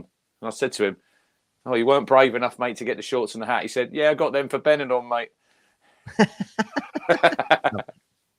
There's a few people buying them, and you could get them, the garlands. The blue garlands. Yeah. £5 a pop outside. I might explore this look for the Man from Del Monte thing for next season. Might have a little look. Well, you could tell that we were obviously returning to the big time after the game. You've got your scarf sellers, your flag sellers, and then there was the guy when we were doing the match reaction. Get your Premier League badges, only £5. yeah. Hey, why not?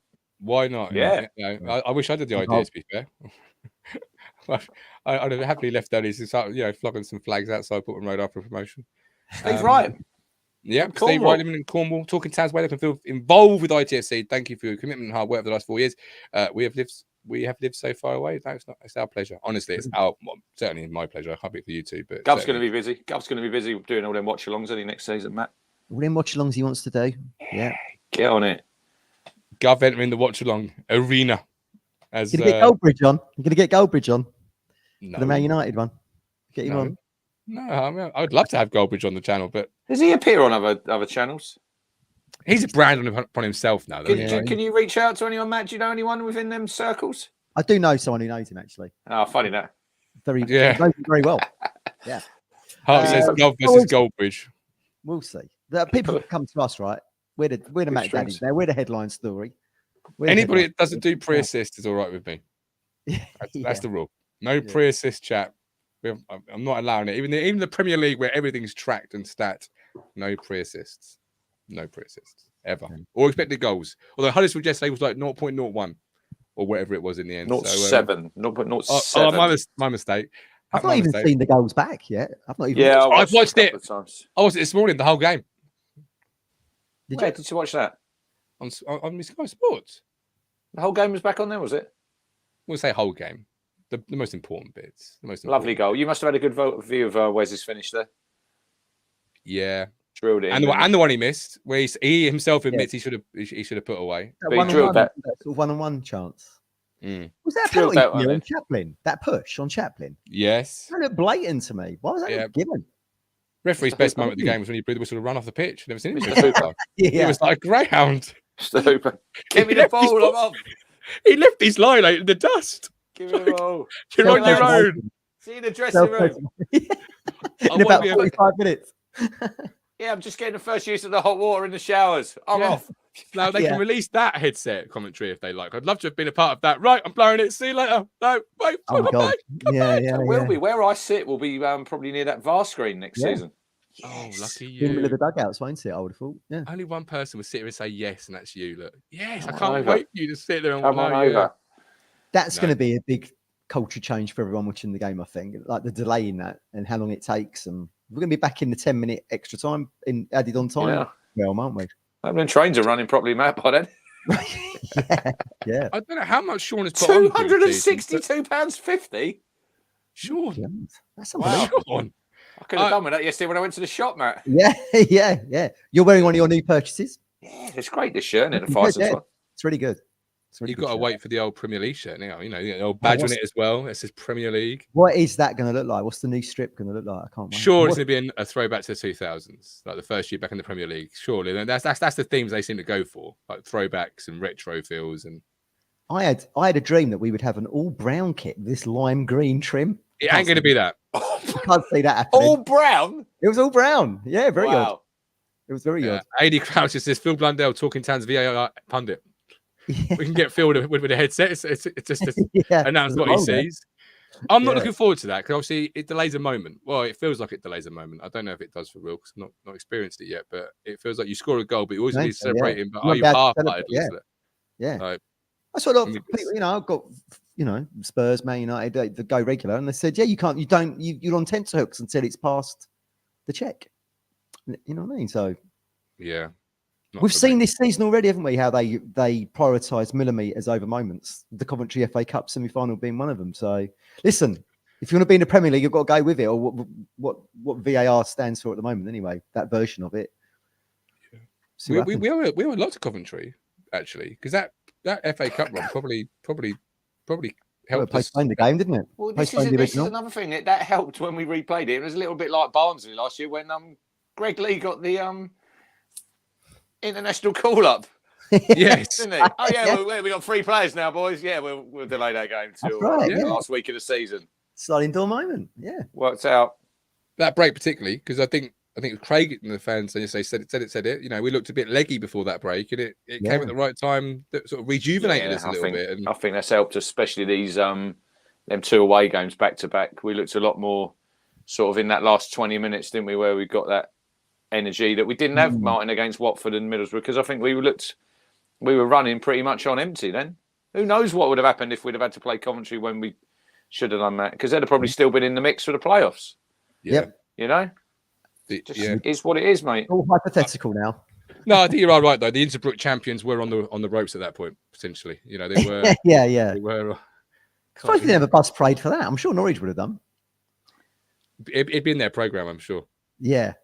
Under honours. Yeah, it might be ours programme, to be fair. I've not seen a programme of ours since Actually, I have seen a program of ours. I was in hospitality a couple of years, a couple of times. Thank you very much, Paul and Andrew, by the way, for the hospitality this year. Appreciate it.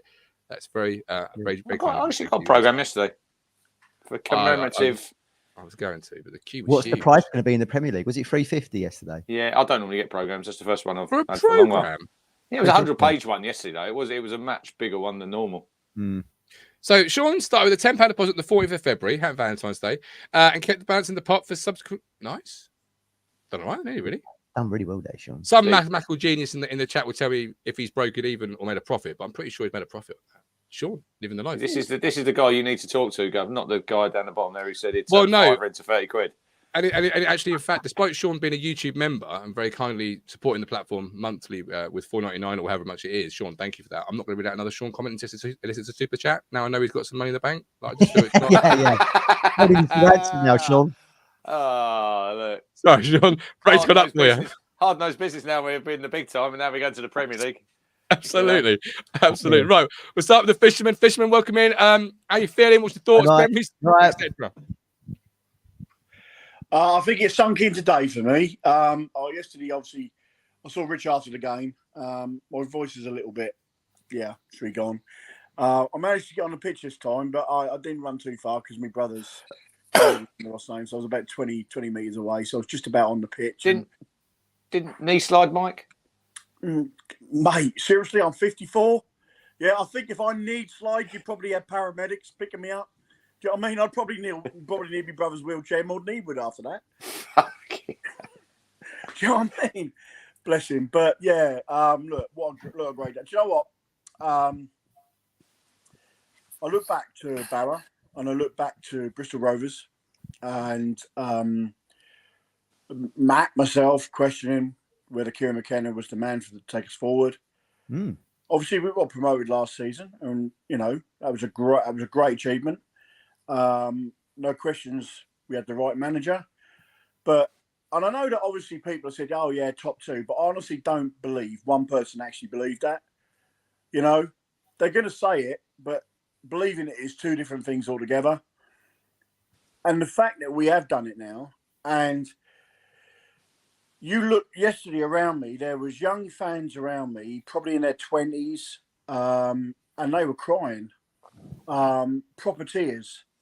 There was a gentleman, a young gentleman to the left of me, goes every game, sits with my brother, chats with me, chats with my brother. He was in bits, and you just don't realise how something so. So controversial, which is football sometimes, when we like, I don't like that player, I think that player's had a bad game, or don't like the manager, don't like his tactics, all that. Well, we all have opinions. You don't realise how something that's so important to this younger generation, where fans like myself and Colin, and Richard have seen some really good glory years. Probably from the age of 25 onwards, they've seen nothing but dross. And going from calling, maybe calling McKenna, maybe he's too soon, too young, whatever. And now looking what he's achieved now, you cannot underestimate how much of an achievement this is. When you consider the players and where we got them from, freebies, Wes was from Fleetwood, wasn't he, I think? Yeah. Tuanzebe free, George Hurst from Leicester. I mean, I've got the team here, Mike. I've got the team, Mike, yesterday. So you got Halaki Salford, Tuanzebe free, Wolfie come through the academy, obviously. Cameron Burgess, Accrington and Stanley. Leif Davis was Leeds, but he hadn't played a lot for him. He'd been loaned out. Wes, like say, Fleetwood. Sam Morsy was at Borough. Mass was, he was at Borough, Matt, wasn't he? But he didn't play a game. He was released for nothing. Chaplin, Barnsley, Hutchinson on loan. George Hurst from Leicester. I mean, there's no real stars there, is there, when you look at that? We ain't got close to breaking the Serini fee, Mike, have we? The 4.5 mil. There's no 4.5 mils in there. I'll tell you what. It's coming. On paper, you would say no stars. But I'll tell you something now. Every one of those players on that pitch, the subs, the team, staff, from top to bottom, all the way down to the ball boys, the club with its fan base now and the way it's hit the community, and watching that BBC thing where Ashton was in with them children. I haven't seen nothing like that since probably 78. Yeah, it's mad, wasn't it? Yeah. And I remember the bit now 78, I'd have been 8. And I remember at Tollgate Primary School, there was an assembly where there was cameras coming in talking about Ipswich in the FA Cup. And I remember all that, and I think to myself, how good is it that we've now got a club that's in touch, and not just in touch, but actually grabbing hold of the community, not just in Ipswich, but the whole of Suffolk. Yeah. And probably some of the country, and probably some of the world now. And we can all have our opinions on how the game's played. We can always have opinions on whether the player's performing. We can all have opinions on where we'll finish and stuff like that. But to have our club back, it was only this morning when I got down the lake and I sat on my mum's bench that I started to well up and realise, actually, there's so many people that are not here and not seeing this now, that should be here. Let's be honest, should be here, and I don't want to make this sad, but such a joyous occasion that we had yesterday that, the emotions are just ridiculous. That goes through your head. And I'm sat on my mum's bench. I'm sat there looking at me lake, and I'm sat there talking to my mum. And I've now seen back-to-back promotions with my brother. We've been to, I think I've only missed 5 home games this season now. And it's so important. It's so important how, when the trivial things, when you fall out with fans, or if you don't agree on an opinion, or you want to, they seem so trivial when you consider what we have achieved as a club compared to where we were 4 years ago. Yeah, absolutely. Here's a question for you, Mike. I was speaking to the guys yesterday. Where do you think the McKenna back-to-back promotion sits within our history of Bobby winning the UEFA Cup, the FA Cup in '78? None of us, other than Colin, can really remembers the '62 thing, and the Burley years. Where does this all sit for you? Is it right up there with the UEFA Cup? It's right up there, isn't it? Yeah, you'd be a fool to say otherwise. Yeah, because the game's changed. It's faster, fitter. Would the 81 side beat this current side? Yeah, I believe the 2000 side would at the moment. But with it doesn't diminish what this team has achieved when you consider where some of these players have come from. Wes Burns yesterday was just fucking unbelievable. Yeah. For me, he was man of the match yesterday. But then you look at players like Morsy, in the twilight years of his career, looked like a young, fresh chicken yesterday. Yeah. Running around, chasing back. I think it was like 88th minute and he was chasing back. You just, I don't think you can emphasise how such a big achievement this is to do back-to-back promotions. And bear in mind, we are competing with teams, probably the best 3 teams to fall out of the Premier League for a long time. Yeah, agreed. Yeah, the amount of money that they get, and bear in mind, it's not just them. You've got other teams in this league as well that have got parachute payments. We've got, as a club. I know. Obviously, look, I'm not worried about what's going to happen at the moment. I'm just worried about how big this is achievement. So for me, it's massive. And the money side is great and all that, but these players, while individually, like me and Rich were saying the other day, individually, 2000 side individual players were probably better, but I would argue these players as a team are better than the 2000 as a team, as a squad, as a setup, arguably. Okay. Perfect, Mike. Great comments, and I missed you yesterday, which I was really upset about. So I'm glad I could speak to you. Yeah, today. Sorry, I had to leave. No, it's absolutely fine. I understand. Was, as Rich saw how hard it was getting my brother in the car. So full credit to you. Look, credit to you, Mike, and great words there. And you think of like your mum weren't there, and I thought of Martin yesterday, and you think of Ben Moore, and you think of Terry Chandler, you know, all these people, Yeah, great Town fans, and they couldn't be with us, but they're all looking down on us and they're all smiling today.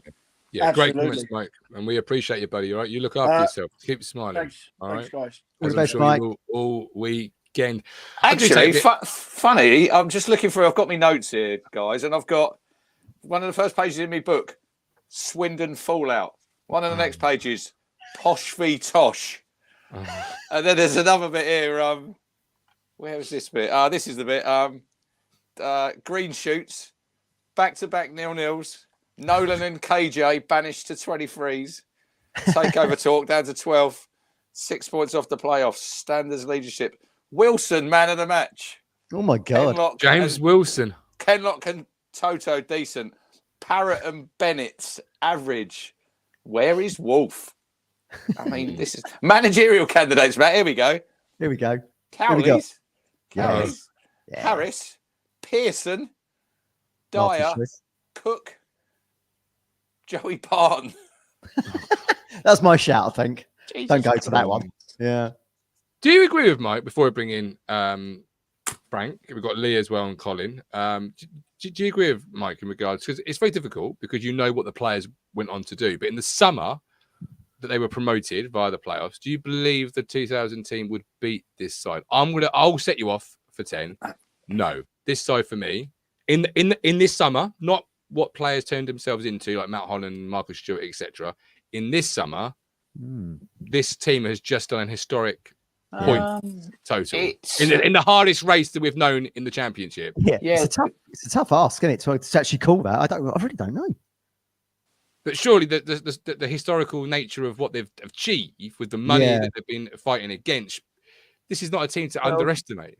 They've surpassed what Burley's team did, didn't they? What was the points total they got going into? Well, they were in the 90s, but the thing was, isn't it, as well? That team, it was the playoffs they had to go through. This team have done it automatically. It's hard to judge eras, but it is because you know what they went on to do, don't you? So you've got that you've got that Harry Hindsight. I was trying to pick my team the other day, and Mike had picked his, and it depends what formation you play in. I was playing with two. If you play in the formation I played, like Town play 4-2-3-1, Jim Majordan wouldn't get in my team. I said to Mike, I'd pick Sam Morsy and Matt Holland as my two midfielders. It's just but if you look individually, probably they had better individuals, but I think this team has got a better collective, and I think it's a real hard one. But we're lucky enough that we've seen both of them. It can be done, you know. Like you could take, because they're whatever football game, management game there was at the time, they'll have stats associated to those players. You take the stats from that time, the stats of the players now, and you run a simulation of the two teams against each other. There is a way to do it. Someone who is very good with Football Manager could do that, or has time. I'm not that bothered enough to go. I was hoping you'd say it'd be you. I'm intrigued to know now. I'm not that bothered to know. Again, we're talking about great achievements where this McKenna, the back-to-back McKenna promotions sits within our history. I mean, Jules taking us up from the Wembley moment into the Premier League, finishing 5th with a shout of Champions League on, what was it, the final day or the second from last match day? So that was a great achievement in itself, and great moments and things that live long in the memory. Again, and you know, the cycle's repeated. Now we're back in that time again. It's brilliant. I haven't got the time to do it. He's on BBC Radio Merseyside Tuesday night talking about the mighty Ipswich Town playing Everton Liverpool next year. I'm on the Mark Seggers sports show again tonight talking about the mighty Ipswich Town back in the Premier League. When are you doing your 5-minute Lewis Travis clip then? Yeah, when's that? When I've got a spare 60 seconds. I'm surprised you haven't palmed that off on me, quite frankly. I was going to say, you could have easily passed that over to Matt, couldn't you? Actually, I know what. Yeah, as you haven't got anything there, Matt, media-wise yet. Yeah, you can do that. There you go. I can't. I'll tell you off air, but with the while I was making the tea, the phone's been busy. It has been busy. Oh, really? Yeah. All right. Sky Sports. Okay. That's off air. Right. No worries. Frank, come on in. You got a poem for us. Wow. Time is running out. Love the hat. Love the look. Love the hair. Talk to me, Frank. I really wish it was my hair, though. That's the only slight downside. When I was about 16, I had long hair, but it's all disappeared. But anyway, this makes me feel young. And we all feel a bit younger today, I think, after the news that Ipswich are promoted to the Premier League. And the poem's about that. So without further ado, I'll read out the poem because I know other people are waiting. And it's called A True Blue Through and Through. The glory days are not far away. Now we've reached the promised land. It's been a long time coming, but now it's close at hand. So Liverpool United, Man City and the rest will travel down to Portman Road and confront us at our best. For Colin Plum, myself and Trev, it's nothing new to us, but we're grateful to experience this chapter. That's a plus. In years gone by, we looked ahead and pondered what might be if Ipswich Town could rise again at a time that we could see. And now the waiting's over for every Ipswich fan. McKenna's boys have made some noise and our journey's just began. The Premier League's upon us and we've done it our own way.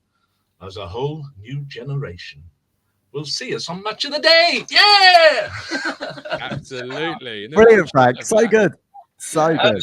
A special shout out to Andy Molnar, because I noticed he was in the chat and he's going to Cornwall shortly. He's the guy that very kindly let us go to the game on his season ticket, or at least me. Oh, wow. I was his carer. And he's even suggested next season he'd do the same, but I think he's done more than enough. So, Andy, if you're still watching, mate, thank you for everything. Appreciate it. Really, it is. Brilliant. What a gesture. Fantastic. Wonderful. Frank, So we're in touch now, in emails with each other, and he seems like a great guy. But sadly, so far, we've not actually met him, have we? So in the future, and we haven't met Crunch. We missed out on Crunch when we were under the Sir Ralph Ramsey. Count your blessings there, Frank. Just count your blessings on that one. Many have met him and wish they hadn't. So will he come over for the Premier League? Probably true. He's coming. Yeah. I've got to go next season again. Got to find 2 games together. You know, I'll look at the fixture list. 2 games together in the space. You know, 2 home games, say a Tuesday and a Saturday, or a Wednesday and a Saturday, or Sunday, whatever. Won't be often next year. Won't be often next year. That happens. It won't.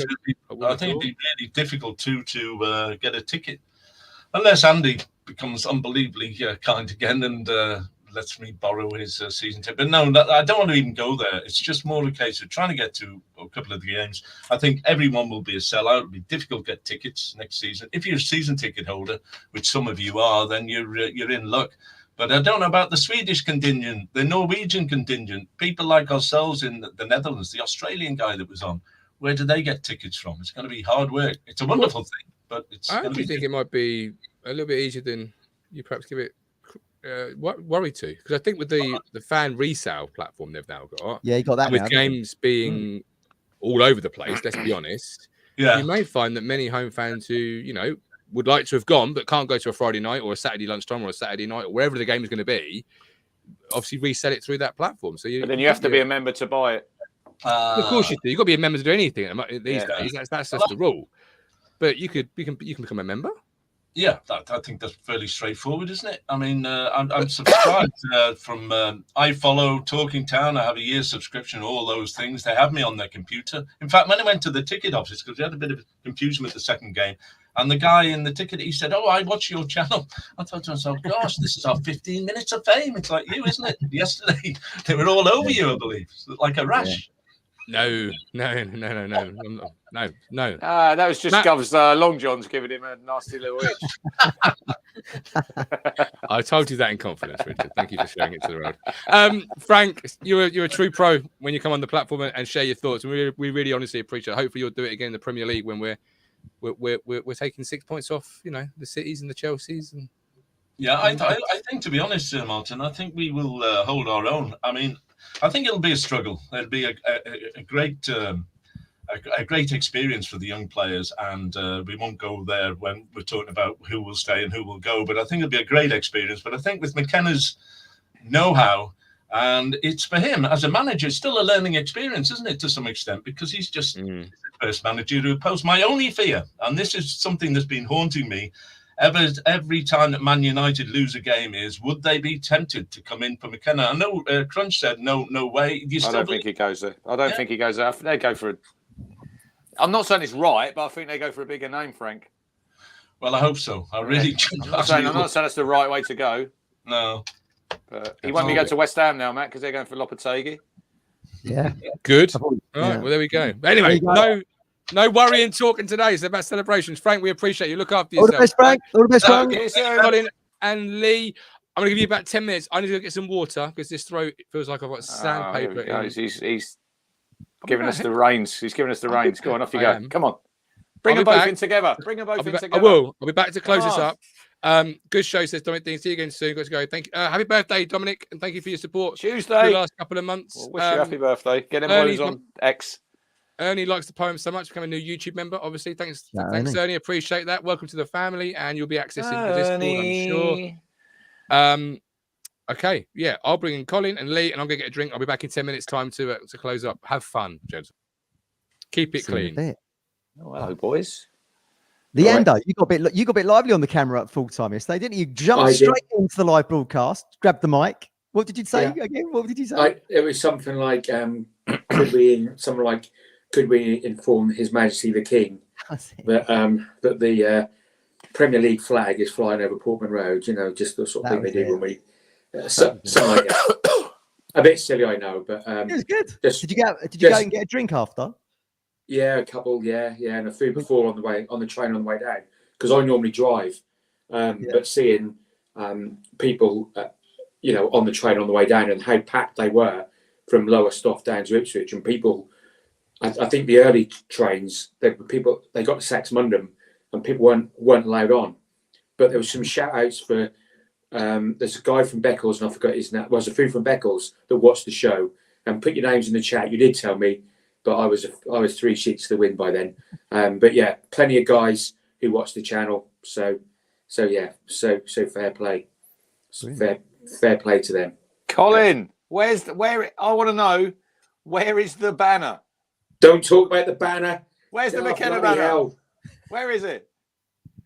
Hey, the last time it was hanging on the banister of the curved bar as you go up the stairs, and that's where it lays, you know. Oh, I did watch the game back, and actually got on the television. They put the cameras right on it, which I was really pleased about because. Job done. Rich, I was really pleased about because obviously we all love Kieran McKenna no more than obviously I do, but the best part was the mind the gap bit, and I said to you I weren't going to put it up till about 80 odd minutes for obvious reasons. I weren't sure, Lee, where Colin sat. I know where he sits now because I see him coming down. I said to the boss, hang on there. He sits standing behind me. What's that? He's got unveiling there, and he fucking drops it down. It's like, Jesus Christ, it was great. I tell you what, he gets fed coffee at half time as well. Someone goes off and gets his coffee. Did he really? He gets his coffee at half time. Yeah, someone gets his coffee at half time. He's Willie up there. His minions. Even my missus met him yesterday, and she's like, "Oh, I've met Colin now." You know, all that sort of stuff. It's great. Yeah, but he gets coffee fed at half time. He get well looked after up there, I must say. I love sitting up there. That's a lovely, good view, isn't it? Got a good view up there, Colin. Oh, it's a brilliant view, Rich, and there's some lovely people sit around that area. And I'll tell you what, I'd just like to say though, boys, I kind of went over it yesterday, and I'm sure I speak for Lee. It's been an unbelievable couple of seasons. This has been a great show, absolutely fantastic show today. But this has kept so many people going. We know that, and one or two in the chat, obviously what we read, does a lot of good for a lot of people. And I'll tell you what, the thing I'm going to say now, I mean from the bottom of my heart, I really, really do. I really do. The fact that we're back in the Premier League, and like you've all said already, about the lovely bit on the television with the little children and stuff. That means the world to me. It means the world to me. and we're back. And Steve was right. Oh, I can't remember who said it now. So sorry. Somebody said earlier on, it might be a little bit of a struggle. I remember when we went up in '68. Congratulations and all that. And those first couple of 3 years, trust me, when we signed Jimmy Robertson, Frank Clark, and what have you, dear Bobby, arguably two of the best signings we ever made at that particular time, obviously apart from Alan Hunter. I'll tell you that they were a couple of, we finished, I don't know, 16, 17, 18 for a couple of years. And then Bobby built, and he developed the youth policy, no end. And we went from strength to strength. And I'll tell you what, Gov, Rich, Matt and Lee, there's nothing to say we can't do that again, because we've now got a lot of money. We've had investment. We've got a fantastic manager, fantastic CEO, fantastic chairman. Everything is more or less everything is in place now. I honestly don't think we'll get it. Look, any youngsters watching this, don't worry. I honestly think we'll be, we'll definitely be a Bournemouth. We'll probably be a Brentford or a Wolves in a couple of 3 years' time. And let's go on. Let's have a little bit of positivity. We can do this and we can stay there. And once you, like Brentford, once you've been in there a couple of 3 years and that money keeps rolling in and rolling in, you get better players and better players. We can soon be a Villa. We really can. We used to challenge Villa. Pump them brakes, Colin. Yeah, whoa. pump those brakes Villa are going for the Champions League. Blimey. So great comment. Wow. He's right. He's right. Go on, we Lee. were the same size as them in the 80s. When they won the European Cup, we stuffed them 3 or 4 times. No, Colin's right. Colin is right. We can be with the right investment. They've got a good manager that's turned them around. They've been challenging at the bottom. It doesn't take a lot to finish from 15th to 5th or 6th. Doesn't. It just takes a couple of good seasons with the right investment, the right recruitment policy, and the right manager. So Villa are a big club. Don't get me wrong, but they were big in the 80s when we were big as well. That's what I would say. A couple of seasons ago, wasn't it? Was that Grealish's last season? They stayed up at West Ham. Yeah. Look at them now. Yeah, absolutely. So yeah, it's more than just the names, isn't it? It's what you do with it, and we've got a real opportunity. Definitely. I wasn't here for when I first introduced you, so apologies. What else have you got that you'd like to say, Lee, before we sort of round up? Yeah, can I? So for me, there's just everything that's been said. It's all great. And yesterday with so what I'm going to lead on to here, it was great to see Ladapo there as well. People that had made a contribution. And I just want to have a shout out for Brandon Williams, because he wasn't there yesterday, I don't think. And he made a significant contribution to this promotion in the first half of the season, without doubt. And I just wish him luck. And I just just want to say that. That's all I'm going to say on that bit. Yeah. And on McKenna, obviously, who brought Brandon to the football club. I've just seen a clip with Jim Magilton, who calls him a genius. Absolutely love Kieran McKenna, and it's great to see a legend, an ex-manager in Magilton, talking about a current hero of everybody's Kieran McKenna, and just how good has McKenna been? Obviously, for the football club, it goes without saying, but how good would he be in the Premier League now? Do you feel? It's made for him, isn't it? This league, this arena where teams play football and technical ability shines and tactical now comes to the forefront. This is a league made for Kieran McKenna, isn't it? I think so. For me, if I can just go quickly and then I'll let Colin come in. But in League One, I suppose when you look back, we were, we had a bigger budget. We were one of the bigger clubs, and we did it, or he did it, whatever way you want to look at it. In the Championship, it's a little bit more of a level playing field. What be something like 16th in the budget in terms of spend, all that sort of thing. So he's punched above the weight there, and it's progressively getting harder. But you can't, you can only be given the tools that are in front of you. What he'll be judged by next season is the recruitment, which he's probably been judged by before. And if he gets the recruitment right, which I think he will, because, he's very specific about the type of players that he wants. Look at George Hurst, for example. We brought George Hurst in. He chased him. When George Hurst wasn't in the side, after we struggled. We struggled because he was that profile. And we'll do the same again. If we can get the right player, that's great. And I'm sure we would. If we don't get the first choice, we'll get the second choice. So I think he'll be judged on everything. He'll be given everything that he can within the power of the club. So let's hope he can do that. And I don't think there's that many better jobs in the Premier League now, is there? Is there, apart from the top 6? Is there if someone can name me a better job outside the top 6 in the Premier League, then please, I'm happy for people to come on and tell me, because I don't see it. We've don't see it. said that before. In just look at English football as a whole. I mean, look, the ownership model, the resources you're given, the team spirit on the pitch. Brighton and Hove Albion. That's a good club. Yeah.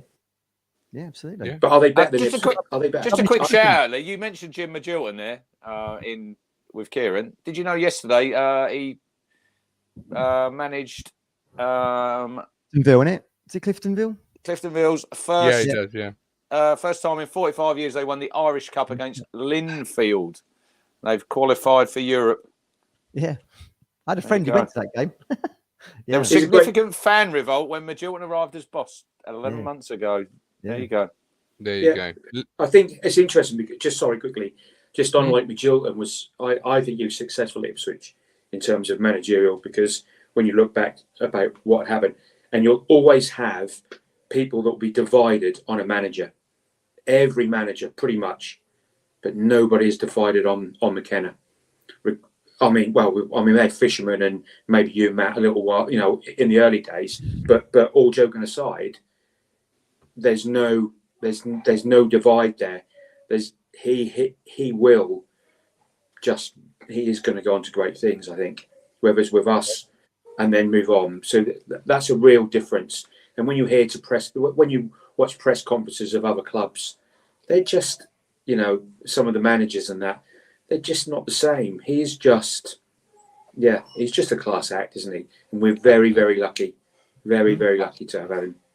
Lee, appreciate you coming on. You look after guys. with your last 2 days. And Colin, I'm glad you're back. You seem to have some difficulties there coming on and off. I'm not sure what happened, but now you are back. Sort of take us home a little bit. Just sort of sum up yesterday in a couple of words in terms of the feeling you feel now you sat here and it's done and dusted. Colin will never only have a couple of words. It's got to be a couple of words. My voice can't handle any more minutes. Come on, Colin, give it to us. Come on. Hang on, where did you sleep last night, by the way? Did you make it home in time? Or what time did you get home in the end? I did go home on the 9:21 in the end. Wow. Bit early, wasn't it? To be fair, I do get quite a bit of arthritis now. I swear seriously now. All joking aside, I get a bit of arthritis. I've done quite a bit of walking yesterday, and my legs were absolutely killing me. So I was glad to get home in the end. But no, it was good. But no, I just want to say one thing. I hope that Jack and Chris are watching. I did watch the game back, and the commentator, he mentioned for about 30 seconds about 31 games unbeaten, and we beat Real Madrid. Did he say Barcelona, Inter Milan? This is the commentator. And AC Milan. But that's not to mention the other 10 or 11, however many would be. But that just something to be mentioned that we were 31 unbeaten, and we were like an unbelievable club back in the day, and just to remind them all down the road, but they probably weren't watching, because they don't, do they? They don't watch when, we win, do they? But they got no. Apparently, last night on the socials, Colin, I reckon there must have been no internet signal in Norwich because they were very, very quiet. as a mouse. Oh, I tell you what was brilliant, Rich. Just after you'd left, Harry came, as you know, and he was on the top of his shoulders, Harry Clark, and like his bottles crunching under people's feet and all this. And Harry kept going like every now and again. He just kept going like that, right? Obviously, just shush everybody, right? And then everybody shushed because Harry was in charge, isn't he? So everybody shushed. Then he started singing Norwich songs. That was fucking brilliant. I'll see some of it. Yeah. He's loving it, wasn't he, Harry Clark? Yeah. As was Ali. Can I just say? He was. I know Rich said earlier on, and I'd love to say, actually, I did receive a message just after the show started from Mel and David, and I will reply to them after the show. But I've got to just underline what Rich and all of you have said earlier on about like not just Wes, but like all the lads. I mean, like I said on the commentary when I watched it back, excuse me, go. I mean, 8 of that starting lineup started against against Exeter. 80, well, not 80%, but just around about 80% at the starting lineup. And you've got to remember, Christian Walton actually came on and finished the game only for a couple of minutes. But he started against Exeter. So if you include Christian, there was 9 players participated in that game who started against Exeter. I mean, I find Rich and Matt that quite amazing. That, for me, yesterday, it summed McKenna up for me when he brought Walton on. I know a lot of people will think, that's a bit, No, it shows to me the respect he's got for Christian Walton. Yeah. And look, he was unlucky with injury on the eve of the season. Nobody thought he wouldn't play a game this season. No. But that's just football. But he's still got that respect. And like I've said on here before, and I know Alaki's had a good season, but don't forget what Christian Walton done for this team. Don't forget the penalty saves at Cambridge away, Colin, Bolton away. The clean sheet record that he set last season. So he might move on in the summer. We'll probably discuss that in weeks to come. But he still played a big part in what happened and why we're going to the Premier League. Absolutely. Rich, that seems a million days ago when we had that little chat in Bristol Hotel, doesn't it, mate? I remember that show that night, and I said the other week on here, Matt, when I said, if anyone thinks we can end in the top 2, they need their head examining. Exactly, yeah. It was like, because we were so far removed from where we are now, and we could see that. No, we're back to where Ipswich Town now belongs. That's why we all feel relieved and chilled and calm about it today, because we are back where we belong. And when you're falling down the League One table, you're getting further away from the goal. And, you didn't bear thinking about that. A couple of like Ipswich would, will not get the promotion. Also, Matt, Rich and Go, shout out to Chamber. I'll tell you what, he's coming across really, really good for me on Sky. He's doing a really good job. He's very, very professional, I believe, how he comes across. Very good indeed. I've enjoyed listening to him. And it's that new agent Matt said he's got. Something's going on now. You might see more of him now. Now we're back in the top flight, Colin. Yeah, you might do. You're absolutely right. Colin, thank you. I'll tell you what, Rich, old Chamber, he looked nearly as dapper as he did when he was beside you in that photograph. Almost. Almost. He didn't have the bow tie on there this time, mate. No.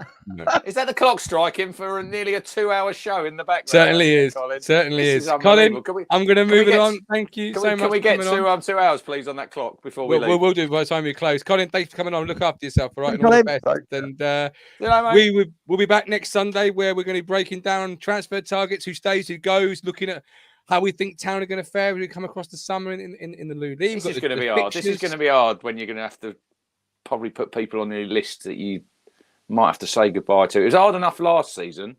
I think when we said this, Matt, didn't we? Players who've helped us in League One. Now you're getting Championship into Premier League and you're thinking... Just because you say goodbye doesn't mean you're saying they're not good enough. You're just saying that they're not a part of the journey anymore. Very true. And you love the journey. It's all about the journey, not the destination. I fucking hate the journey. I hate the term journey. The journey's been great. The term journey can get in the bin. You've reached the depot now, Martin. The depot that is the Premier League. That's what you wanted. Yeah, absolutely. Next stop, Europe. Yeah. Now we're going to go across on the old Stena line and go continental. That'd be good. But we'll pump those brakes. We'll see how we get on. We'll come across it in the summer. We'll discuss how we think we're going to fare. When do the playoffs start for next Saturday? Norwich, Leeds? Yes. Yeah. Southampton, West Brom. We'll discuss those as well. Any transfer rumours? So stick with us across the summer. June 18th is fixture release date. We'll be ready for that. Gov will look into his crystal ball that morning and predict where Town are going to finish again, Matt. Not from a beach this year, no. No, sadly not. That's what it was last year. It was the sun, sea, and the beer. Yeah, I think you had 10:30 in the morning. I was getting carried away. Well, you lot were telling me how hard it's going to be. How many points were them first 5 games? 15! 15 points. Give me 15 points. I wasn't far off. What was our first 5 in the end? I don't know, but you see that thing that stat the other day. There was it's close to that, I think. It got every single position, Matt, Town, that they've been in through the 45 games before yesterday. And the lowest we'd been, I think, was after about game 4 when we were 6th. Wow. And that was it. That's Literally second, first, third. I mean, brilliant. It's just unbelievable when you look back on this season in years to come, and you'll try and tell people who maybe not know a lot about football, that time when Ipswich Town have been in the doldrums for years, and this guy called Kieran McKenna came in, and he took us off, and we lost 10 games in 2 seasons, and we scored nearly 200 goals, and we got nearly 200 points, and you think, Jesus, it's just well, this is absolutely incredible. This show and shows like this are so good, particularly now. We didn't have this available back in 2000. This is now a time capsule. Now I hope this is just a small part of what becomes a great journey. Like Man City, that Man City fans will often look back and then being, promoted or etc., and say, "Oh, let's watch that." Whereas if we had this show back in 2000, how many times would this have been viewed over the last 15 years? Where you're remembering the highs, what you felt, what you thought at the time, etc., etc. This is a time capsule, as it were. You look back in 50 years and you can say, "Look, I won't lie. Watch this. Look how they talk about this team. Look how they argue about the 2000 team. Could it beat this? Could it beat that?" Now, neither team could beat the team we've got winning the Barclaycard Premier League or whatever it's going to be called in the year 20, whatever it is. But hey, it's documented. It's real. It happened. This is now in there forever. Yesterday's match reaction. This show. We ain't dreaming it. It's real, and it's going to be here forevermore. Well, as long as YouTuber is working. And it's unbelievable. Matt, the show title today, From Wilderness to Wonderland.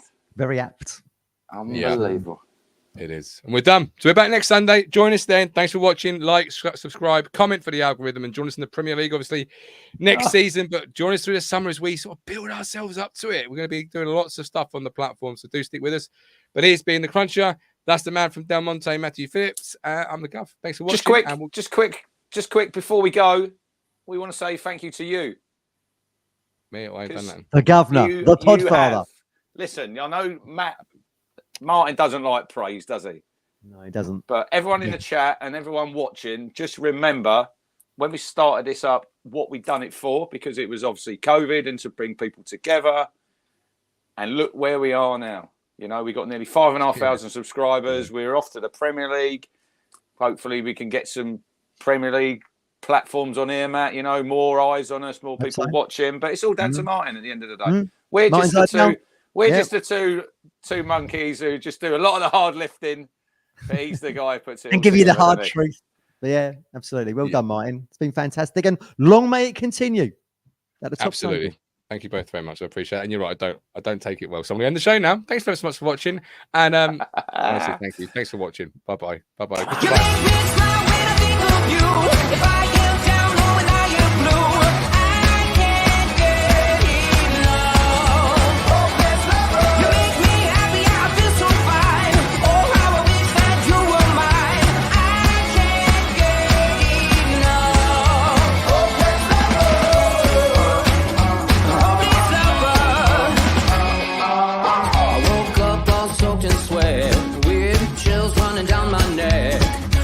Crazy from just the thought of you.